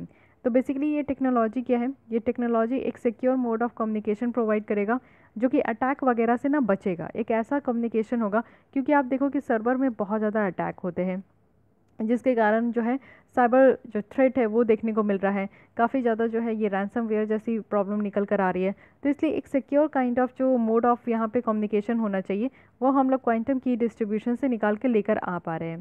सैंडिस्क की अगर हम लोग बात करें तो सैंडिस्क ये संदेश है। संदेश कहने का मतलब ये इंस्टेंट मैसेजिंग प्लेटफॉर्म है जिसको नेशनल इंफॉर्मेटिक्स सेंटर्स के द्वारा यहाँ पे लॉन्च किया गया है। और जो NIC है ये काफ़ी इंपॉर्टेंट बॉडी है हमारे देश की। तो ये NIC काम करती है ministry of electronics and information technology के तहत। इनिशियली ये सिर्फ गवर्नमेंट ऑफिसर्स को ही ये मतलब कि ये अलाउ था कि वो इसको ओपनली यूज़ करे, लेकिन अभी आप देखो कि यहाँ पे क्या है कि एडिशनल सेफ्टी फीचर्स भी हैं और साथ ही साथ यहाँ पे यूज़र को अलाउ भी किया जाता है कि वो एक मैसेज को कॉन्फिडेंशियल भी मार्क कर सकते हैं। इट मीन्स कि ऐसा कोई मैसेज है जिससे कि लीक हो जाने से हमारे देश की सिक्योरिटी सॉवरेनिटी पे और इंडियन सिटीजन्स पे अगर कोई ख़तरा आता है तो उसको अगर हम लोग को रोकना है तो ऐसा भी हम लोग कर सकते हैं कि यहाँ पे कोई मैसेज अगर कॉन्फिडेंशियल है तो उसको उस तरीके से मार्क किया जाए, ठीक है। फिर आता है फ्रंटियर टेक्नोलॉजीज़। तो यहाँ पे आप देखो कि एक रिपोर्ट पब्लिश हुआ है जिसे हम लोग टेक्नोलॉजी एंड इनोवेशन रिपोर्ट 2021 कहते हैं। तो ये डायरेक्ट आपसे पूछ लिया जाएगा कि टेक्नोलॉजी एंड इनोवेशन रिपोर्ट किसके द्वारा लाया गया, तो आप शायद कंफ्यूज हो सकते हैं क्योंकि ये जो बॉडी है United nation conference on trade and development, तो ये थोड़ा सा आपका ट्रेड और डेवलपमेंट से बात करते हैं, इसके बारे में बात करते हैं। बट यहाँ पे जो रिपोर्ट आया है वो टेक्नोलॉजी और इनोवेशन के बारे में आया है। लेकिन फिर भी आप समझो कि ये जो रिलीज़ किया जाता है ये अंकटाड के द्वारा किया जाता है। इसकी जो और भी रिपोर्ट है जैसे कि वर्ल्ड इन्वेस्टमेंट रिपोर्ट या ट्रेड और डेवलपमेंट रिपोर्ट, तो ये दोनों रिपोर्ट तो आप समझ रहे हो, लेकिन इसको थोड़ा याद कर लीजिएगा। Technology and innovation report 2021 UNCTAD के द्वारा इसके यहाँ पे लाया गया है। अगर इस बॉडी की बात करूँ तो ये परमानेंट इंटरगवर्नमेंटल बॉडी है जो कि यूनाइटेड नेशन जनरल असेंबली के द्वारा 1964 में इसको इस्टेब्लिश किया गया था। और इसी में अगर हम लोग फ्रंटियर टेक्नोलॉजी की बात करें तो ये ग्रुप ऑफ न्यू टेक्नोलॉजी है जो कि यहाँ पे डिजिटाइजेशन और कनेक्टिविटी के एडवांटेज के लिए ही लाया गया है। ठीक है, साथ ही अगर हम लोग देखें तो यहाँ पे फ्रंटियर टेक्नोलॉजी में वो सारे टेक्नोलॉजी इंक्लूड है, जैसे आर्टिफिशियल इंटेलिजेंस हो गए, इंटरनेट ऑफ थिंग्स है। इंटरनेट ऑफ थिंग्स कहने का मतलब है कम्युनिकेशन बिटवीन द डिवाइसेस, जैसे हमारा मोबाइल फ़ोन जो है वो टेलीविज़न के साथ कम्युनिकेट कर रहा है, हमारा मोबाइल फ़ोन जो है वो एयर कंडीशन को ऑन ऑफ करने में यूज़ कर रहा है। तो इंटरनेट ऑफ थिंग्स क्या हो गया कि communications between the devices. Big data है, ब्लॉकचेन है, फिफ्थ जनरेशन है, तो ये सारी जितनी भी आपको न्यू यहाँ पे टेक्नोलॉजीज़ देखने को मिलेगा उसको हम लोग फ्रंटियर टेक्नोलॉजीज़ कह रहे हैं, यानी कि आगे आने वाली टेक्नोलॉजीज़ है। ठीक है, डियर क्राई बहुत ही ज़्यादा इंपॉर्टेंट, ये आपसे डायरेक्ट पूछा जा सकता है। तो देखिए ये रैंसमवेयर का एक न्यू फैमिली है। इट मीन्स कि यहाँ पे रैंसमवेयर क्या होता है, इसके फिरौती हम लोग कहते हैं, और वेयर कहने का मतलब है कि यहाँ पे आपका मालवेयर होता है। इट मीन्स कि किसी भी तरीके का एक आप कह सकते हो कि ये वायरस होता है जो कि किसी भी डेस्कटॉप में ये इंटर कर सकता है और फिरौती मांगा जाता है इसको अगर ये आपका चला गया। जैसे रैंसमवेयर अटैक बहुत देखने को मिल रहा था, उससे क्या हो रहा था कि यूज़र की सिस्टम जो है वो लॉक हो जाती थी और उसमें आपका कुछ रैंसम, इट मीन्स कि कुछ यहाँ पे फिरौती मांगी जाती थी, अगर वो आप पे कर दोगे तब आपका सिस्टम जो है अनलॉक हो जाता था। उसी तरीके से अभी डियर क्राई देखने को मिला जो कि एक न्यू फैमिली है रैंसमवेयर का। ठीक है, जो कि बिजनेस ईमेल सर्वर्स को काफ़ी ज़्यादा ये अटैक कर रही है और इसको डिटेक्ट किया गया किसके द्वारा, तो माइक्रोसॉफ्ट के द्वारा। रैंसमवेयर की बात करें तो ये आप लोग समझ गए। ठीक है, मॉलवेयर यहाँ पे रैंसमवेयर क्या होता है, मॉलवेयर क्या है कि एक कलेक्टिव नेम है नंबर ऑफ मैलिशियस जो यहाँ पे सॉफ्टवेयर वेरिएंट होते हैं, जैसे कि वायरस हो गया, रैंसमवेयर हो गया, स्पाईवेयर हो गया। स्पाईवेयर में क्या होता है कि जासूसी करना, जैसे आप अभी पेगासस वायरस देख रहे हो ना, तो ये एक तरीके से स्पाईवेयर है जो कि आपके फ़ोन में इंटर हो जाएगा, आपको पता भी नहीं चलेगा। और साथ ही साथ आप किसको मैसेज कर रहे हो, किससे बात कर रहे हो, क्या बातें कर रहे हो, क्या कर रहे हो, आपके फ़ोन में क्या एक्टिविटीज़ हो रही है, वो सारी चीज़ें वो स्पाई करता है। ठीक है, स्पेक्ट्रम ऑक्शन कंक्लूडेड। स्पेक्ट्रम कहने का मतलब है कि जो रेडियो फ्रिक्वेंसी होती है ना, जो वायरलेस सिग्नल्स ट्रैवल करती है, उसे हम लोग स्पेक्ट्रम कहते हैं। तो ये जो फ्रिक्वेंसी है जो हम लोग वायरलेस कम्युनिकेशन में यूज़ करते हैं, ये ब्रॉडर इलेक्ट्रोमैग्नेटिक स्पेक्ट्रम का ही पोर्शन है। ठीक है, अब आते हैं नेक्स्ट जो कि है रिसर्च एंड डेवलपमेंट। तो रिसर्च एंड डेवलपमेंट में सबसे पहले बात करें तो AIM प्राइम कहने का मतलब है कि ये जो आपका लॉन्च किया गया है, ये नीति आयोग जो है bill and Melinda Gates foundation के साथ मिलकर ये यहाँ पे लेकर आए। तो एम आपका कहने का क्या मतलब होता है, अटल इनोवेशन मिशन, और प्राइम है यहाँ पे, प्राइम कहने का मतलब है प्रोग्राम फॉर रिसर्चर्स, जो कि इनोवेशन मार्केट रेडीनेस और एंटरप्रेन्योरशिप के ऊपर जो है यहाँ पे रिसर्च किया जाएगा। तो बिल एंड मिलिंडा गेट्स जो है वो यहाँ पे रिसर्च का काम करेंगे और साथ ही AIM अटल इनोवेशन मिशन जो है वो यहाँ पे नीति आयोग का है, बट दोनों मिलकर यहाँ पे काम कर रहे हैं। इट मीन्स कि इस इनिशिएटिव से क्या होगा कि जो साइंस बेस्ड यहाँ पे डीप टेक स्टार्टअप्स और जो वेंचर्स है ना, उनको काफ़ी सपोर्ट मिलने वाला है, क्योंकि हमारे देश में अब न्यू इनोवेशन होंगे और उसको भी सपोर्ट किया जाएगा। अटल इनोवेशन मिशन के बारे में समझिए। ये नीति आयोग की एक फ्लैगशिप इनिशिएटिव है जिसमें कि ये कहा गया था कि हमारे देश में जो इनोवेशन का कल्चर है उसको और ज़्यादा बढ़ाना है, और जो इंटरप्रेन्योरशिप है, जो कुछ न्यू आइडियाज़ को, इनोवेशंस को इम्प्लीमेंट करना चाहते हैं, तो बेशक आगे आके वो इम्प्लीमेंट कर सकते हैं। और ये अटल इनोवेशन मिशन को लॉन्च किया गया था 2016 में। इसमें क्या है कि न्यू प्रोग्राम्स को डेवलप किया जा रहा है, पॉलिसीज़ को डेवलप किया जाता है, जिससे कि जो इनोवेशन है डिफरेंट डिफरेंट सेक्टर्स में वो यहाँ पे फॉस्चर हो सके। साथ ही यहाँ पे प्लेटफॉर्म प्रोवाइड किया जाता है, अपॉर्चुनिटी है डिफरेंट स्टेक होल्डर्स के लिए। एक आपका अम्ब्रेला स्ट्रक्चर यहाँ पे क्रिएट हो पाएगा, जिससे कि आप देखो इनोवेशन और जो एंटरप्रेन्योरशिप इकोसिस्टम है हमारे देश में, वो यहाँ पे और ज़्यादा बेटर हो पाएंगे। इनिशिएटिव क्या क्या है इसके तहत, एक तो है अटल टिंकरिंग लैब, यानी कि एक ऐसी लैब बनाई गई है जहाँ पे लोग आकर एक्सपेरिमेंट कर सकते हैं, अपनी जो इनोवेशन है उसको इम्प्लीमेंट कर सकते हैं। अटल इंक्यूबेशन सेंटर है, मेंटर यहाँ पे इंडिया है। साथ ही अगर अटल न्यू इंडिया चैलेंजेस देख सकते हैं, अटल कम्युनिटी इनोवेशन सेंटर है, और आत्मनिर्भर भारत यहाँ पे अराइज है। तो ये सारे प्रोग्राम आपका अटल इनोवेशन मिशन के तहत है, तो इसको आप लोगों को याद रखना है। अदर इम्पॉर्टेंट अगर हम लोग न्यूज़ देखें तो सबसे पहले DSIR के द्वारा यहाँ पे प्रमोट किया जा रहा है क्या, तो प्रिज्म। प्रिज्म कहने का क्या मतलब होता है, तो प्रिज्म कहने का मतलब है यहाँ पे आपका promoting innovation in individual startups and MSMEs की। ठीक है, तो प्रिज्म का एम है कि आप लोग समझो कि जो इंडिविजुअल इनोवेटर्स है उसको यहाँ पे सक्सेसफुल टेक्नोप्रेन्योर के तरह उसको कन्वर्ट करना है, उसको यहाँ पे प्रमोट करना है, ठीक है। तो जो फंडिंग वगैरह है वो भी प्रोवाइड किया जाएगा। साथ ही इस प्रिज्म के अंदर अगर आप देखो तो इंडियन नेशनलिटी के जो इनोवेटर्स है ना उनको टेक्निकल, स्ट्रैटेजिक और फिनेंशियल असिस्टेंस प्रोवाइड की जाएगी। ये हमारे देश में बहुत सारे सेक्टर्स में आपको इम्प्लीमेंट होते हुए दिखेगा। हेल्थ केयर से लेकर एनर्जी से लेकर वेस्ट मैनेजमेंट तक सारे यहाँ पे आपको जो है देखने को मिलेंगे। उसके बाद आता है रिस्पॉन्ड। आपसे डायरेक्ट पूछा जाएगा रिस्पॉन्ड क्या है, तो ये है research sponsored programme. It means कि यहाँ पे इसरो आ चुका है। इसरो के द्वारा यहाँ पे आप देखो कि ये चीज़ अनाउंस की गई है कि वो 8 जो यहाँ पे जॉइंट रिसर्च प्रोजेक्ट है और जो आईआईटी दिल्ली के द्वारा लाया जा रहा है वो रिस्पॉन्ड प्रोग्राम के अंदर इसको सपोर्ट करेंगे, ठीक है। तो इसरो के द्वारा ये स्टार्ट किया गया है, तो अपने आप में ही काफ़ी इंपॉर्टेंट है। इसरो की कोई भी प्रोजेक्ट यूपीएससी में प्रीलिम्स में एक बार ज़रूर पूछा जाएगा। तो इसरो की जो यहाँ पे रिस्पॉन्ड प्रोग्राम है वो 1970 से ही चल रहा है, जिसमें कि यहाँ पे काफ़ी ज़्यादा रिसर्च रिलेटेड जो एक्टिविटीज़ होती है उसको इनक्रेज किया जाता है, ठीक है। अब आते हैं स्पेस टेक्नोलॉजी, जो कि काफ़ी इंटरेस्टिंग है and one of the favourite portion of UPSC. तो यहाँ पे सबसे पहले देखते हैं ह्यूमन इन स्पेस पॉलिसी। तो कौन कौन सी ऐसी यहाँ पे हमारे यहाँ अभी स्पेस पॉलिसी को लेकर यहाँ पे लाई गई है।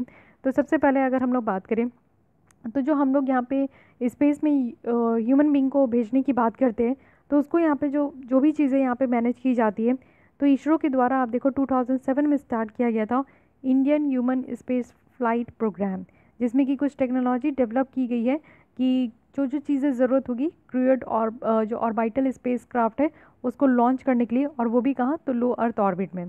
थोड़ा सा और वेट कीजिए, मैं सारी चीज़ें यहाँ पे क्लियर करूँगी। Low earth orbit, middle earth orbit, ठीक है, जियो श्रिंकोनस और जियो स्टेशनरी।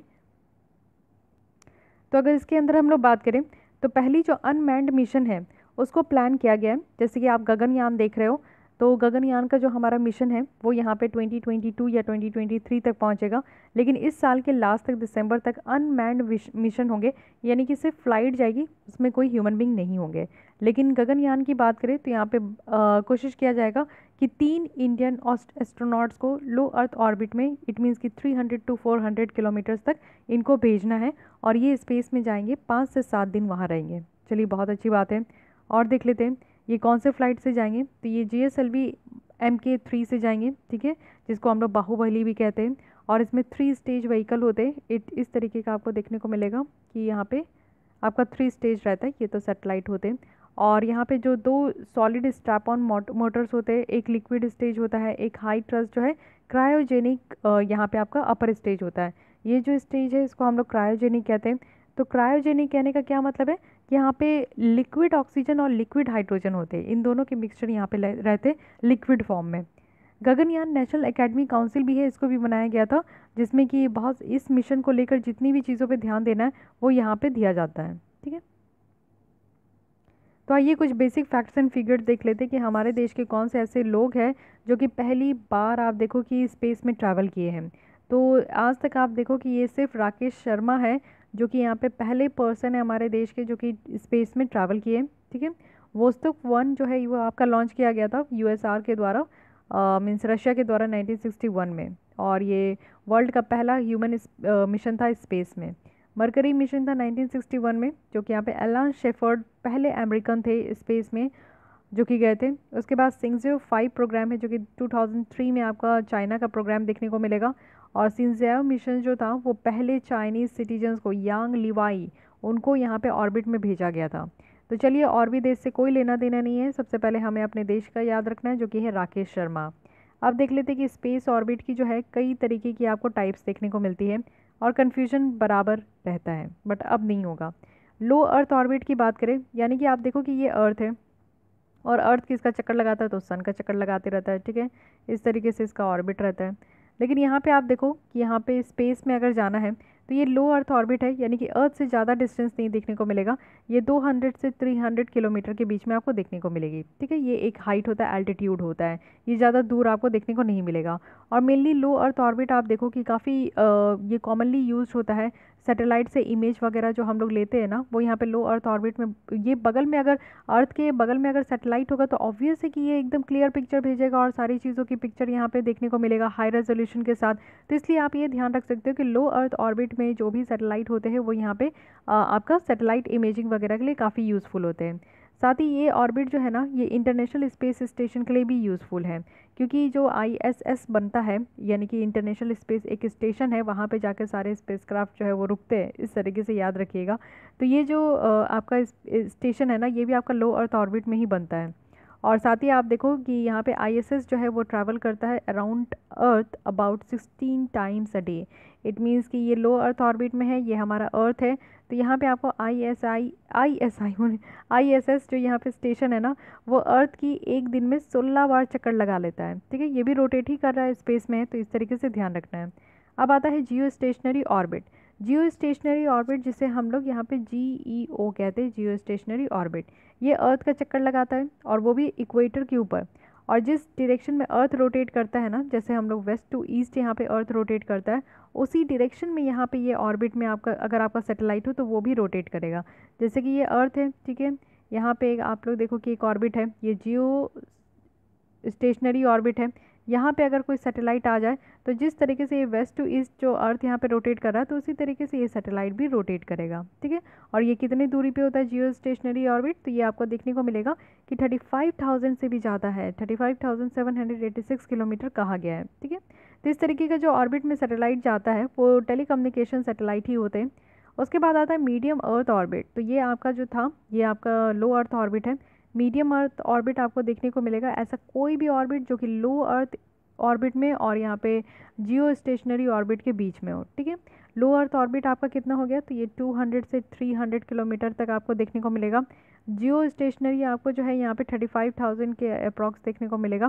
तो इट मीन्स कि इसके बीच में जो भी डिस्टेंस है ना, उसको हम लोग मीडियम अर्थ ऑर्बिट कहेंगे। ठीक है, ये कॉमनली यूज्ड होता है यहाँ पे, जैसे कि यूरोपियन का जो गैलीलियो सिस्टम है ना, वो बहुत ज़्यादा मीडियम अर्थ ऑर्बिट को यूज़ करते हैं।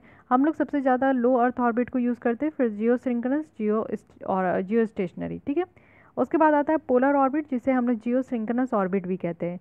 जो भी पोलर ऑर्बिट में जो सैटेलाइट घूमते रहते हैं, वो आप लोग देखो कि ये वेस्ट टू ईस्ट नहीं घूमते, वो यहाँ पे नॉर्थ टू साउथ यहाँ पे आपका जो है घूमते हैं। तो इसको हम लोग क्या कहेंगे, सन सिंक्रोनस ऑर्बिट।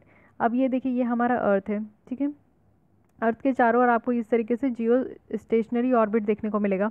और जो ये आपका पोल के थ्रू, क्योंकि ये नॉर्थ पोल है, ये साउथ पोल है हमारे अर्थ का, तो यहाँ पे पोल के थ्रू जो आपका इस तरीके से ऑर्बिट होता है, इसको हम लोग यहाँ पे कहते हैं GSO।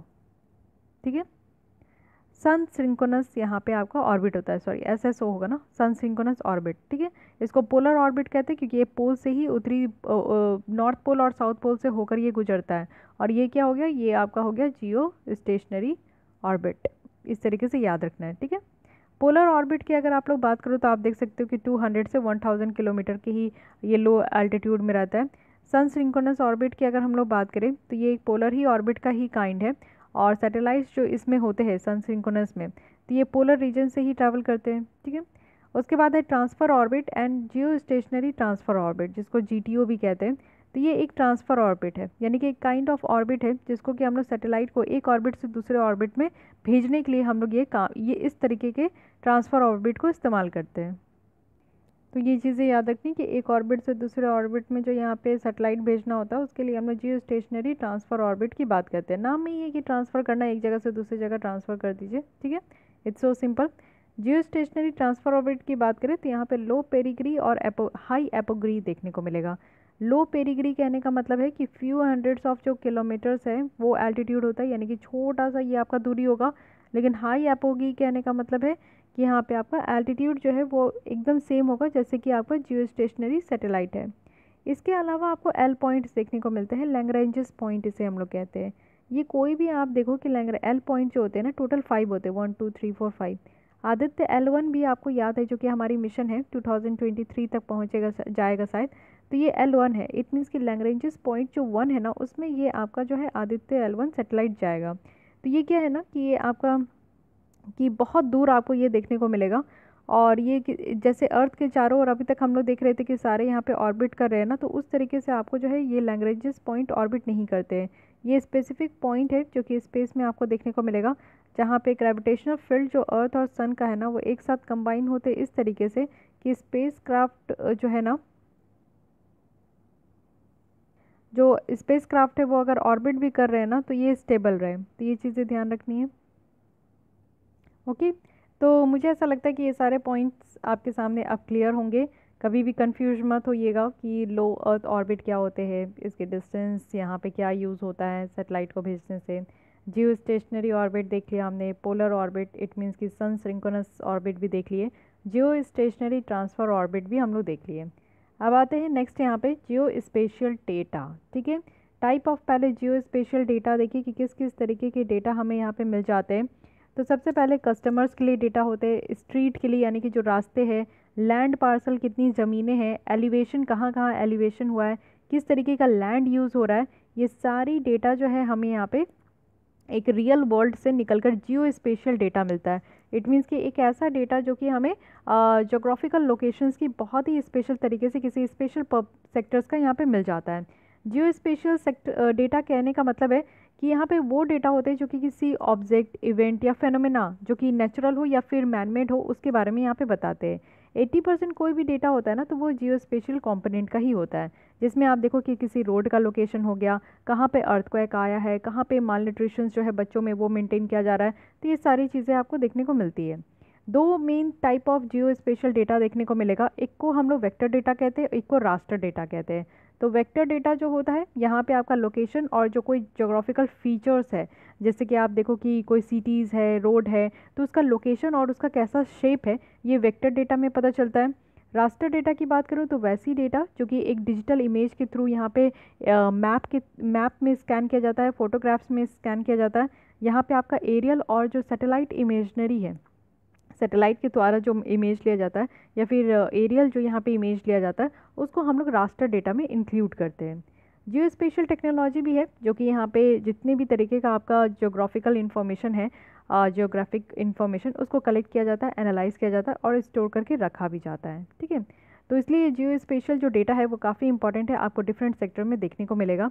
इसका कहाँ कहाँ हम लोग यूज़ करते हैं, तो यूज़ तो हम लोग हर एक फील्ड में करते हैं, जैसे बिजनेस को डेवलप करने के लिए, पब्लिक इकोनॉमिक डेवलपमेंट के लिए, पब्लिक सेफ्टी ऑपरेशंस के लिए, जैसे कोरोना वायरस में भी आप देखो कि ये जियो स्पेशल डेटा का काफ़ी इस्तेमाल हुआ, फाइबर नेटवर्क मैनेजमेंट में, पॉलिटिक्स में, एयर वाटर स्पेस हो गया, गवर्नमेंट लैंड हो गया, मैनेजमेंट हो गया, पब्लिक वर्क्स और यूटिलिटीज़ है, ये सारी जगह हम लोग इसका इस्तेमाल करते हैं। अब आते हैं नासा की जो मार्स मिशन है, जिसे हम लोग 2020 का था, जिसे परसेवरेंस रोवर मिशन कहे थे, तो इसके बारे में थोड़ा सा देख लेते हैं। ठीक है, नासा यानी कि नेशनल एरोनॉटिक स्पेस एडमिनिस्ट्रेशन, इनके द्वारा जो है परसेवरेंस जो रोवर है वो सक्सेसफुली यहाँ पे मार्स की को टच कर लिया गया है, तो इसलिए इसके बारे में देख लेते हैं। इसको जुलाई 2020 में लॉन्च किया गया था और ये मिशन क्या था कि आप लोग देखो कि जो मार्स में यहाँ पे जो पत्थर वगैरह है, ब्रोकन रॉक और जो सॉइल है, इसके सैंपल को कलेक्ट करना है और ये देखना है कि वहाँ पे पुराने समय में लाइफ था कि नहीं। ये जो परसेवरेंस रोवर है ना, ये 2 साल का इन्वेस्टिगेशन यहाँ पे स्टार्ट हुआ है। क्रैटर जो है इनका अपना खुद का रिवर डेल्टा है और ये पानी से फिल्ड है, ऐसा बताया गया है। ठीक है, तो ये सारी चीज़ें हैं। परसेवरेंस जो है ये फर्स्ट पार्ट है रोबोटिक सैंपल रिटर्न मिशन का, जो कि मार्स से देखने को मिलेगा। क्यों मार्स को इतना ज़्यादा एक्सप्लोर किया जा रहा है, ये क्वेश्चन आपसे कहीं से भी पूछा जा सकता है। तो ये बिलीव किया जाता है ना कि 4 बिलियन ईयर्स अगो, ऐसा पहले इन्वायरमेंट जो वेनस, अर्थ, मार्स में है वो हैबिटेबल था, यानी ऐसा माना जाता है कि कई सदियों पहले जैसे अर्थ में जीवन है आज की डेट में हम लोग रह रहे हैं, तो वैसे ही मार्स और वेनस में भी था। तो इसी चीज़ की खोज में लग गए हैं। मार्स में बहुत ही थिक एटमॉस्फेयर है। ठीक है, यहाँ पे स्टेबिलिटी ऑफ वाटर है सरफेस ऑफ मार्स में, तो एक रियल पॉसिबिलिटी दिखता है कि हाँ यहाँ पे लाइफ हो सकता है। मार्स सिर्फ आप देखो कि 1/2 द डायमीटर ऑफ अर्थ है और दोनों प्लैनेट अर्थ और मार्स जो है ना वो same amount of dry land surface area है, यानी कि जितना हमारे अर्थ में ड्राई लैंड सरफेस एरिया उतनी आपको मार्स में भी देखने को मिलेगा। मार्स में भी वोल्केनो होते हैं, जैसे कि ओलंपस मोन्स है, कैनन्स है, जैसे कि वेल्स है यहाँ पे, और काफ़ी बेसिन्स भी इम्पैक्ट होते हैं जैसे कि हमारे यहाँ के अर्थ में होते हैं। मार्स आप देखो कि सिर्फ ओनली प्लैनेट है जहाँ पे ह्यूमन विजिट करते हैं और काफ़ी लंबे समय तक रहे भी हैं।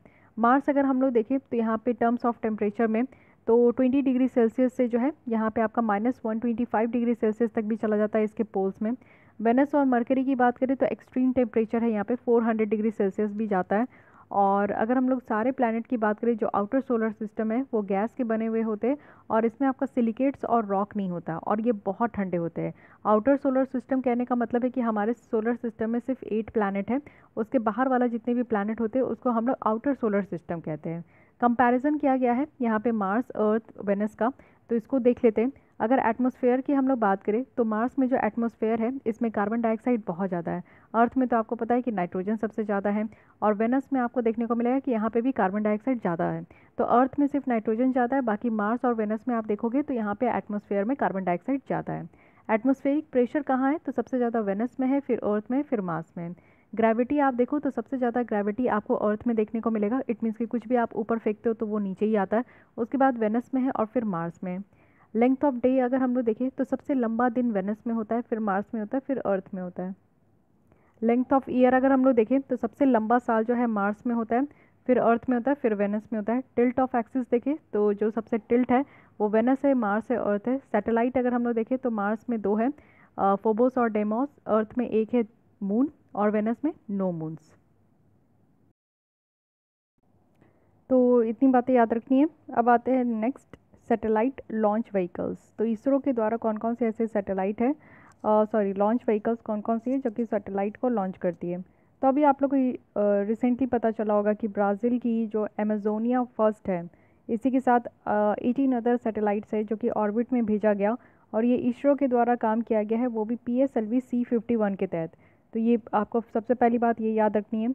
अब देखते हैं कौन कौन से यहाँ पे सैटेलाइट लॉन्च व्हीकल है। तो सबसे पहले अगर देखें तो PSLV है।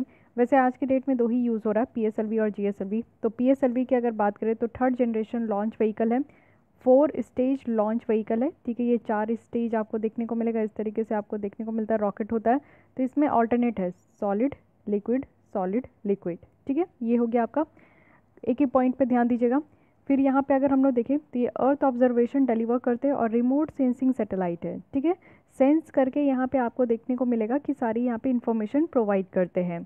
और साथ ही साथ अगर हम लोग देखें तो PSLV यहाँ पे सैटेलाइट को लॉन्च करते हैं जो कि लोअर लिफ्ट ऑफ मास के, यानी कि कम मास के है, वो भी 1400 kgs के जितने भी सैटेलाइट है उसको यहाँ पे PSLV लेकर जाते हैं, वो भी जियो सिंक्रोनस ट्रांसफ़र ऑर्बिट में। ठीक है, जो कि यहाँ पे पता है कि एक ऑर्बिट से दूसरे ऑर्बिट में अगर ट्रांसफ़र करना हो तो PSLV इसके लिए कैपेबल है। साथ ही अगर हम लोग देखें तो काफ़ी ज़्यादा यहाँ पे PSLV के द्वारा जो है रॉकेट लॉन्च किए गए, सैटेलाइट लॉन्च किए गए, जो कि 48 इंडियन सैटेलाइट है और 209 सैटेलाइट है जो कि डिफरेंट डिफरेंट कंट्रीज़ के हैं। अगर इसके अलावा बात करें तो PSLV के द्वारा चंद्रयान फर्स्ट और जो मार्स है मॉम जो था वो यहाँ पे काफ़ी सक्सेसफुल ये आपको देखने को मिलेगा। PSLV को बहुत सारे वर्जन में ये क्लासीफाई भी किया गया है, बट ये सारे इंपॉर्टेंट नहीं है। लेटेस्ट जो मिशन होंगे उसको बस याद करते रहिएगा। GSLV की बात करें तो एक्चुअली ये कम्युनिकेशन सैटेलाइट है, ये कम्युनिकेशन प्रोवाइड करने के लिए ये जो है सैटेलाइट आपका लेकर जाते हैं। साथ ही अगर हम लोग देखें तो यहाँ पे MK2 है और MK3 देखने को मिलेगा। ठीक है, ये MK2 है, MK3 को बाहुबली कहते हैं क्योंकि यहाँ पे क्रायोजेनिक अपर स्टेज इंजन होता है। क्रायोजेनिक कहने का मतलब है कि इसमें लिक्विड ऑक्सीजन और लिक्विड हाइड्रोजन की मिक्सचर यहाँ पे रखी जाती है। जैसे कि आप लोग देख सकते हो कि ये है GSLV MK3 जिसका हाइट जो है 43 मीटर है, और यहाँ पे जियो सिंक्रोनस ट्रांसफ़र ऑर्बिट है, एक ऑर्बिट से दूसरे ऑर्बिट में ट्रांसफ़र करने के लिए काफ़ी हेल्पफुल होते हैं। उसी में GSLV MK2 आप देख सकते हो, इसका जो हाइट है वो 49 मीटर है। इट मीन्स की हाइट जो है वो आपका MK2 का ज़्यादा है एज़ कम्पेरिजन टू MK3। ये चीज़ें ध्यान रखनी है। लेकिन वेट ज़्यादा लेकर कौन जाता है, तो MK3, क्योंकि ये बाहुबली है। ठीक है, इसका नाम है बाहुबली। अदर व्हीकल्स अगर हम लोग देखें तो सबसे पहला जो यहाँ पे इसरो का था वो था सैटेलाइट लॉन्च व्हीकल SLV-3। यहाँ पे आप देखो कि सारे सॉलिड स्टेज थे, 4 स्टेज व्हीकल है जिसमें कि सारे सॉलिड थे और 40 kg की ये पेलोड लेकर जाते थे, वो भी लो अर्थ ऑर्बिट में। उसके अलावा आप देखो ऑगमेंटेड सैटेलाइट लॉन्च व्हीकल है, ये प्रोग्राम आपका जो है यहाँ पे 150 kg तक का ये लेकर जाते हैं, वो भी लो अर्थ ऑर्बिट में। तो फिलहाल अभी आप देखो कि PSLV GSLV ही इस्तेमाल होता है, इसके अलावा ये दोनों भी ध्यान रखना है। नेक्स्ट यहाँ पे स्पेस डेब्रिस, इट मीन्स कि स्पेस में जो कचरा हो जाता है उसे हम लोग स्पेस डेब्रिस कह रहे हैं। और यहाँ पे एक केस्लर सिंड्रोम याद रखना है, पूछ लिया जा सकता है कि केस्लर सिंड्रोम ये किस चीज़ से रिलेटेड है।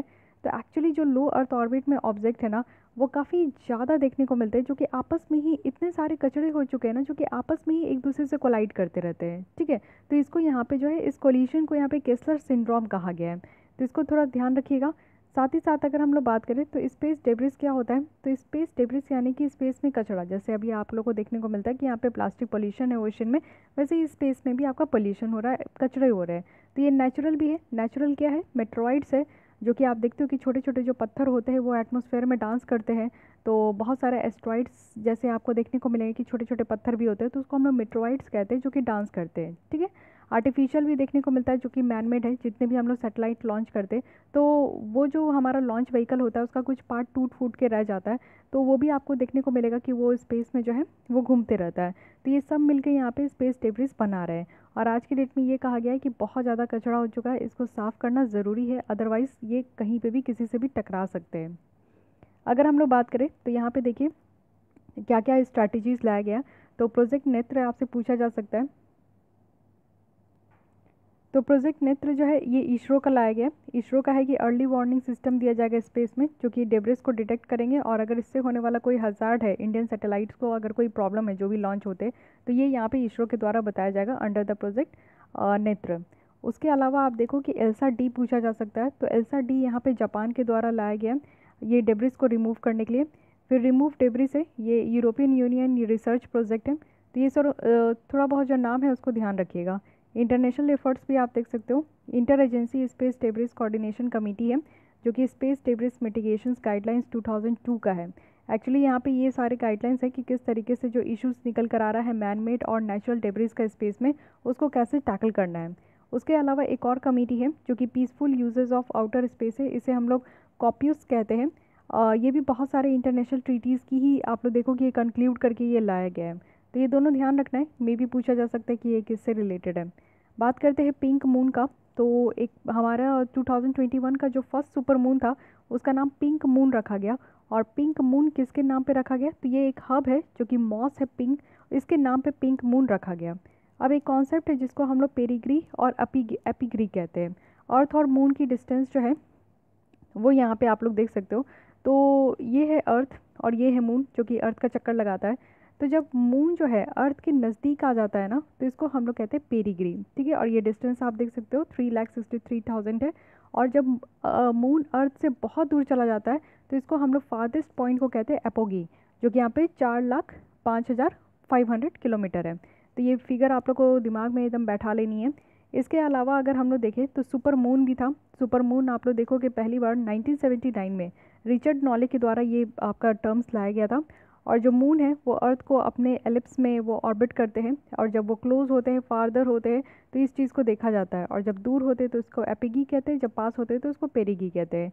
सुपर मून की बात करें, सुपर मून कहने का मतलब है या तो यहाँ पे न्यू मून होगा या तो फुल मून होगा, जो कि मून के साथ यानी कि या तो ये पेरिग्री में है उसके साथ ये कोलाइड कर रहे हैं। न्यू मून कहने का क्या मतलब है, न्यू मून वो पोजीशन होता है, वो टाइम होता है जब मून के अपोजिट साइड आपको यहाँ पे सन देखने को मिलेगा और यहाँ पे अर्थ देखने को मिलेगा। अगर सन और अर्थ दोनों मून के अपोजिट साइड है, इट मीन्स कि ये नया मून यहाँ पे निकल गया। ठीक है, उसके अलावा फुल मून की अगर हम लोग बात करें तो यहाँ पे सन और मून जो है वो यहाँ पे अर्थ से एक अपोजिट होना चाहिए। देखिए ये अर्थ है, यहाँ पे सन है और यहाँ पे मून है। अगर इस तरीके का आपका फॉर्म हो रहा है तो इसको हम लोग कहेंगे फुल मून। ठीक है, इसके अलावा और भी मून है जैसे माइक्रो मून कहते हैं। तो माइक्रो मून क्या होता है, जब यहाँ पे फुल मून और न्यू मून कोलाइड करते हैं एपोगी से। एपोगी कहने का मतलब है कि जो फारदेस्ट पॉइंट होता है अर्थ से, जो फारदेस्ट डिस्टेंस होता है अर्थ से मून का, तो उस समय अगर आप देखो कि फुल मून या न्यू मून कोलाइड करते हैं तो उसको हम लोग माइक्रो मून कहते हैं। ब्लड मून भी न्यूज़ में था। ब्लड मून कहने का मतलब है कि जब मून का कलर बिल्कुल रेड हो जाए टोटल ल्यूनर एक्लिप्स के टाइम में, तब उसको ब्लड मून कहते हैं। ठीक है, ये सारी बातें आपको ध्यान रखनी है। Unicorn closest black hole to Earth ever discovered, आपसे ये पूछ लिया जाएगा द यूनिकॉर्न ये है क्या, ये आपसे 4 स्टेटमेंट दे दिया जाएगा कि ये क्या है। तो ये स्मॉलेस्ट नोन ब्लैक होल है जो कि आपको सोलर सिस्टम के क्लोज देखने को मिलेगा। ये रफली 3 टाइम्स है, जो सन का मास है ना उससे 3 टाइम्स ये ब्लैक होल आपको बड़ा देखने को मिलेगा। तो थोड़ी बहुत जो बेसिक चीज़ें हैं उसको हम लोग यहाँ पे देखने वाले हैं, क्योंकि ब्लैक होल से आपको पता है लगातार क्वेश्चन पूछा जा रहा है यूपीएससी के द्वारा। तो यहाँ पे आप देखो कि ये भी पूछा जा सकता है कि evolution of A star.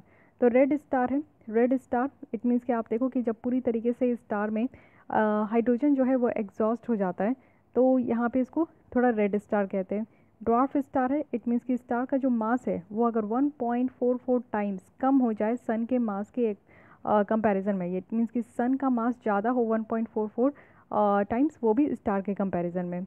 Supernova क्या है, सुपरनोवा भी न्यूज़ में था, इट मीन्स कि जो स्टार का मास है ना वो बहुत ज़्यादा हो जाए, 1.44 जो टाइम्स ऑफ सन है उससे ज़्यादा स्टार का मास है तो उसे सुपरनोवा कहते हैं। और यही मास जब कम होता है तो उसको हम लोग ड्वार्फ स्टार कहते हैं। न्यूट्रॉन स्टार क्या कहते हैं, न्यूट्रॉन स्टार कहने का मतलब है कि इसका जो स्टार का मास है ना वो 1.44 से आप लिखो कि 3 टाइम्स होना चाहिए, मतलब कि इन इसी के बीच में हो, 1.44 से 3 टाइम्स जो सन का मास है उसके बीच में होना चाहिए, तो उसको हम लोग न्यूट्रॉन स्टार कहते हैं। ब्लैक होल, ब्लैक होल कहने का मतलब है कि जो स्टार का मास है वो बहुत बड़ा है, यानी कि 3 टाइम्स अगर सन का मास देखें तो इससे भी अगर ज़्यादा बड़ा है तो उसको हम लोग ब्लैक होल कहते हैं। ठीक है, तो ये जो है सन के मास के कंपैरिजन के साथ अगर आप लोग देखो तो स्टार का मास आपको पता चलेगा, तो जब ज़्यादा होगा तो उसको हम लोग सुपरनोवा कहेंगे, यानी कि स्टार के मास से अगर सन के मास से अगर स्टार का मास ज़्यादा है तो उसे सुपरनोवा, और अगर सन का मास ज़्यादा है तो उसे हम लोग ड्वार्फ स्टार कहेंगे, और अगर सन के मास से जो है 1.44 से लेकर 3 टाइम्स जो सन का मास है उसके बीच में देखने को मिलेगा तो इसे न्यूट्रॉन स्टार कहेंगे। और ब्लैक होल होगा जब यहाँ पे सन स्टार का मास जो है वो bigger than 3 times of the sun का मास होगा। तो इस तरीके से सारे पॉइंट्स को आप लोग को याद रखना है। अब ब्लैक होल क्या होता है, एक्चुअली ब्लैक होल एक ऐसा जगह है ना जहाँ पे आपको देखने को मिलेगा कि ग्रेविटी बहुत ज़्यादा होती है, और ग्रेविटी जो है ना सारी चीज़ों को वो अपने तरफ खींच लेती है, इवन लाइट भी यहाँ से आपका जो है स्केप आउट नहीं हो पाता, लाइट्स भी यहाँ पे इस ब्लैक होल में खिंचा जाती है। ये इनविजिबल है इलेक्ट्रोमैग्नेटिकली, ये पूरा डार्क है, कंप्लीट डार्क है, इसलिए इसकी कभी फ़ोटोज़ ली नहीं गई है, लेकिन इसके आगे पीछे का फीचर्स आपको पता होना चाहिए। जैसे सिंगुलैरिटी पूछा जाता है तो ये आप देखो कि जो ब्लैक होल का सेंटर है ना जहाँ पे मैटर जो है कोलैप्स करते हैं उसे सिंगुलैरिटी कहते हैं। उसके अलावा इवेंट हॉराइजन ये पूछा गया है, तो यहाँ पे जो रेडियस है सिंगुलैरिटी के चारों ओर जहाँ पे मैटर और एनर्जी जो है वो स्केप नहीं कर पाएंगे ब्लैक होल से, ब्लैक होल के ग्रेविटी से, तो इसको हम लोग इवेंट हॉराइजन कहते हैं। उसके बाद एक्रेशन डिस्क है, एक डिस्क देखने को मिलेगा जो कि सुपर हीटेड गैस है, यहाँ पे डस्ट है, साथ ही यहाँ पे रिलेटिविस्टिक जेट है, यानी कि जब स्टार्स जो है वो एब्जॉर्ब किया जाता है ब्लैक होल से तो जो पार्टिकल्स और जेट्स ऑफ पार्टिकल्स है और रेडिएशंस है वो यहाँ पे ब्लास्ट हो जाते हैं, तो ये याद रखना है। ठीक है, ये सारे पॉइंट्स आपको याद रखने काफ़ी ज़्यादा इंपॉर्टेंट है। ब्लैक होल का क्या सिग्निफिकेंस है, तो देखो काफ़ी तरीके से ब्लैक होल के स्टडी करने से, रिसर्च करने से हमें गैलेक्सी का एवोल्यूशन पता चलेगा, गैलेक्सी के एवोल्यूशन से हमें कैसे स्टार फॉर्म हुए आज के डेट में जो आप लोग देखते हो उसके बारे में पता चलेगा, ग्रेविटेशनल वेव्स के बारे में समझ पाएंगे, जो लाइट इस तरीके से बेंड होती है तो ये कैसे, ये इसके पीछे क्या रीज़न है ये समझ पाएंगे, और जो जनरल थ्योरी ऑफ रिलेटिविटी है ये आइंस्टीन की थ्योरी है जिसके तहत ये कहा गया था कि ब्लैक होल एग्जिबिट है 3 ऑब्जर्वेबल प्रॉपर्टीज़, इट मीन्स कि मास के बेसिस में, स्पिन के बेसिस में और इलेक्ट्रिक चार्ज के बेसिस में, तो ये कितने हद तक सही है इस चीज़ों को हम लोग देख पाएंगे। ओके, उसके अलावा आपको याद रखना है कि नासा का एक हबल टेलीस्कोप है जो कि पहला यहाँ पे मेजर ऑप्टिकल टेलीस्कोप है जो कि स्पेस में ये रखा गया था, और ये मोस्ट डिस्टेंट स्टार्स और गैलेक्सी से, साथ ही हमारे जो सोलर सिस्टम में जो प्लैनेट्स है उससे भी दूर इसको रखा गया था। तो कुछ बातें ध्यान रखनी है। उसके बाद स्पेस हरिकन्स ये नोटिस किया गया, तो यही पूछा जा सकता है कि स्पेस हरिकन्स कहाँ देखने को मिला, तो ये नॉर्थ पोल में देखने को मिला। इससे कॉन्सेप्ट आपको देखने को मिलेगा कि एक यहाँ पे ऑरोराज होता है। ऑरोराज क्या है, जब आप देखो कि बहुत सारे एनर्जेटिक पार्टिकल्स है जैसे इलेक्ट्रॉन्स, प्रोटॉन्स है सोलर विंड में, तो इसके इंटरेक्शन से ना यहाँ पे एक आपको कलरफुल देखने को मिलेगा एटमॉस्फेयर में, अपर एटमॉस्फेयर में। तो सिंपली ये हाई एल्टीट्यूड में देखने को मिलता है दोनों हेमिस्फेयर में, चाहे वो नर्दर्न हो या सदर्न हो। अगर नर्दर्न हेमिस्फेयर में ये ऑरोराज होता है तो इसे हम लोग ऑरोरा बोरेलिस कहते हैं, और यही अगर हम लोग देखें कि अगर और भी ऑरोरा पोलैरिस कहते हैं और नर्दर्न लाइट कहते हैं, और अगर यही सदर्न हेमिस्फेयर में है तो इसे हम लोग ऑरोरा ऑस्ट्रेलिस कहते हैं। ठीक है, तो ऑस्ट्रेलिया आपका सदर्न हेमिस्फेयर में, तो इस तरीके से याद रखना है कि ऑस्ट्रेलिस जो है हमारा सदर्न हेमिस्फेयर में। तो ये चीज़ें भी काफ़ी न्यूज़ में रहती है, इस बार ऑरोरा था तो इसको ध्यान रखिएगा। एक्चुअली स्पेस हरिकन्स जो है ना एक स्विर्लिंग मास आपको देखने को मिलेगा प्लाज्मा का, जिसमें कि ये साइक्लोन शिफ्ट ऑरोराज बना था। तो प्लाज्मा एक आप देखो कि ये हॉट आयोनाइज्ड गैस है जिसमें कि equal number of positively charged ions होते हैं और नेगेटिवली चार्ज्ड इलेक्ट्रॉन होते हैं। और प्लाज्मा को 4 स्टेट ऑफ मैटर कहा गया है after solid, liquid and gases. Sorry solid, liquid and gases, plasma को यहाँ पे 4 स्टेट ऑफ मैटर कहा गया है, ठीक है। उसके बाद एक टेक्निक है जिसे कहते हैं novel technique for tracking coronal mass injection. तो सन की जो आउटर लेयर होती है ना, उसे हम लोग कोरोना कहते हैं। ये वो कोरोना नहीं जो आप लोग समझ रहे हो, ये वो कोरोना है जिसको सन का आउटर लेयर कहते हैं। इस टेक्नोलॉजी से क्या होगा ना, एक्चुअली ये जो नोवेल टेक्निक है, इस टेक्नोलॉजी को हम लोग यूज़ कर रहे हैं जो हमारी आगे आने वाली मिशन है 2022 में, आदित्य L1, जो इंडिया का फर्स्ट सोलर मिशन होगा, जो कि यहाँ पे कोरोना को स्टडी करेंगे। ये आपका जो अपर सर्विस है, तो इसमें ये टेक्निक काफ़ी ज़्यादा यूज़ हो पाएगा। तो इसलिए इस टेक्निक के बारे में थोड़ा सा देख लेते हैं। कोरोनल मास इंजेक्शन की बात की जाती है। इट मीन्स कि ये giant cloud of solar plasma है जिसमें कि आपको मैग्नेटिक फील्ड लाइंस भी देखने को मिलेगा। एक जो कोरोनल मास इंजेक्शन है ना, इसमें आप देखो कि पार्टिकल भी होते हैं जो कि मोस्टली यहाँ पे प्रोटॉन्स और इलेक्ट्रॉन्स होते हैं, और कुछ पावरफुल मैग्नेटिक फील्ड भी होते हैं, ठीक है। अब आते कुछ मिसलेनियस में, जो कि छोटी छोटी मगर मोटी बातें हैं। ये है आर्कटिक एम, जो कि रशिया का ये फर्स्ट आर्कटिक मॉनिटरिंग सैटेलाइट है। क्योंकि आप देखो कि आर्कटिक रीजन में क्या हो रहा है कि ये बहुत गर्म हो रहा है, यानी कि ट्वाइस जितना ग्लोबल वार्मिंग है उससे ज़्यादा, यानी ग्लोबल एवरेज जितना टेम्परेचर इंक्रीज़ हो रहा है उसका सबसे ज़्यादा इफेक्ट हमें देखने को मिला आर्कटिक रीजन में। उसके बाद P17+18 क्वासर है। तो क्वासर बस याद रखिएगा एक ल्यूमिनस ऑब्जेक्ट है जो कि बहुत दूर है गैलेक्सी में, इससे नहीं क्वेश्चन पूछा जाएगा। उसके बाद अगर हम लोग देखें तो ये मार्शियन ब्लूबेरीज़ हैं, लेकिन यहाँ पे एक जुरान फॉर्मेशन का ध्यान रखना है कि ये पूछ लिया जाए कि जुरान फॉर्मेशन क्या है, तो ये पहली बार आपको देखने को मिलेगा कि आयरन स्टोन के एज में था, और फिर उसके बाद लास्ट जो इसकी अकरेंस कही जाती है वो कैलकेरियस सैंड स्टोन में है। अगर जुरान फॉर्मेशन की बात करें तो ये ऑफशोर में प्रेजेंट है, और कच्छ मेन लैंड में है, और बानी ग्रेवन में है, ठीक है। उसके अलावा अगर हम लोग देखें तो ये है एक देवस्थल ऑप्टिकल टेलीस्कोप। देवस्थल कहने का मतलब है कि अवार्ड ऑफ गॉड, और ये एशिया का सबसे लार्जेस्ट फुल्ली स्टेरेबल ऑप्टिकल टेलीस्कोप है। तो ये सबसे बड़ी बात है, इसलिए याद रखना है। इसी के साथ आपको याद रखना है स्क्वायर किलोमीटर एरे ऑब्जर्वेटरी। अब ये एरे ऑब्जर्वेटरी क्या है, तो यहाँ पे आप देखो कि वर्ल्ड का लार्जेस्ट रेडियो टेलीस्कोप है। रेडियो टेलीस्कोप जो है ना, वो इनविजिबल जो गैस होते हैं जो कि यहाँ पे ऑप्टिकल टेलीस्कोप भी नहीं डिटेक्ट कर पाते, ये रेडियो टेलीस्कोप जो है वो डिटेक्ट कर पाएंगे। तो ये इसका काफ़ी इंपॉर्टेंट है। इसका लोकेशन कहाँ होगा इस टेलीस्कोप का, तो अफ्रीका और ऑस्ट्रेलिया में। अब यहाँ पे अगर स्क्वायर किलोमीटर एरे ऑब्जर्वेटरी की मेंबर देखें तो इंडिया इसका पार्ट है। अब जहाँ पे इंडिया पार्ट है वो इंपॉर्टेंट हो जाता है, तो इसलिए इसके बारे में थोड़ा सा डिटेल आप लोग को पता होना चाहिए। इंडिया के साथ साथ हमारा पड़ोसी जो चाइना है वो भी इसका पार्ट है। उसके बाद है निसार। देखिए निसार क्या है, यहाँ पे नासा और इसरो सिंथेटिक अपर्चर रडार है, ठीक है। तो इस चीज़ को याद रखना है। एक्चुअली यहाँ पे सिंथेटिक अपर्चर रडार की बात करें तो ये एक टेक्निक है जो कि फाइन रेजोल्यूशन इमेजेस देंगे। इट मीन्स कि बहुत ही ज़्यादा हाई मेगापिक्सल का यहाँ पे इमेजेस क्लियरिटी के साथ यहाँ पे आएगा, इसलिए यहाँ पे सिंथेटिक अपर्चर रडार लगाया गया है। निसार जो है एक जॉइंट अर्थ ऑब्जर्विंग मिशन है, अर्थ को बेटर तरीके से देखा जाएगा, इमेजेस यहाँ पे हाई रेजोल्यूशन की मिलेगी। वो भी ये आपका जो प्रोजेक्ट देखने को मिल रहा है ये इसरो और नासा का मिलके है, यानी कि इंडिया यूएस का ये मिशन है। इस मिशन को लॉन्च किया जाएगा 2022 में, और ये आपको देखने को मिलेगा हमारे देश से ही। ये सतीश धवन जो स्पेस सेंटर है श्रीहरिकोटा में, वहाँ से इसको लॉन्च किया जाएगा, और नियर पोलर ऑर्बिट में। अब आते हैं नेक्स्ट। यहाँ पे देखिए एक नोवेल बैक्टीरियल स्ट्रेन्स है जो कि डिस्कवर किया गया है इंटरनेशनल स्पेस स्टेशन में। तो थोड़ा बहुत ध्यान रखिएगा कि ये बैक्टीरियल स्ट्रेन्स है जो कि मिथाइलो बैक्टीरिया केसेस के फैमिली से ये बिलोंग करते हैं। तो थोड़ा बहुत बस याद रखिएगा कि कहीं पूछ लिया जाए तो गाइस आज के लिए बस इतने ही रखते हैं। बस एक टॉपिक आपका बच रहा है जो कि हेल्थ है साइंस एंड टेक्नोलॉजी के अंदर, तो इसको मैं अलग से कवर करूँगी। एक काम करूँगी, जो PT 365 आपका साइंस एंड टेक का है 2020 से, उसमें जो हेल्थ का पोर्शन है उससे लेकर मैं यहाँ पे पूरा आपका लास्ट तक कंप्लीट करा दूँगी। हेल्थ का एक अलग से रखूँगी, क्योंकि हेल्थ एक बहुत इंपॉर्टेंट सब्जेक्ट हो जाता है, टॉपिक हो जाता है आपका साइंस एंड टेक के अंदर, और इससे क्वेश्चन तो बनते ही बनते। तो हेल्थ से रिलेटेड जितनी भी यहाँ पे आपकी टॉपिक है, और कोरोना वायरस का पूरा कंप्लीट यहाँ पे आपका रिवीजन हो जाएगा, तो उसको मैं इकट्ठे एक साथ कंप्लीट करा दूँगी, ठीक है। तो आज यहाँ पे आपका 3 महीने का कंप्लीट हो गया है, और इसको आप लोग एंजॉय कीजिए, और साथ ही साथ अगर आपको हेल्पफुल लगता है तो इसके लिए आप लोग लाइक कीजिए और हमारे चैनल के साथ जुड़ जाइए, जिससे कि आप लोग को डेली बेसिस में यहाँ पे वीडियो मिलेंगे। और अभी रिवीजन सीरीज़ हमारा चल रहा है, तो अगले 1 महीना इसी तरीके से रिवीजन सीरीज़ चलेगा, जितनी भी टॉपिक हमने पढ़ रखी है, और अब तक अगस्त का आपका पूरा कंप्लीट कराना है। तो शॉर्ट फॉर्म में मैं ऐसे ही वीडियोज़ में आपकी कंप्लीट करा दूँगी।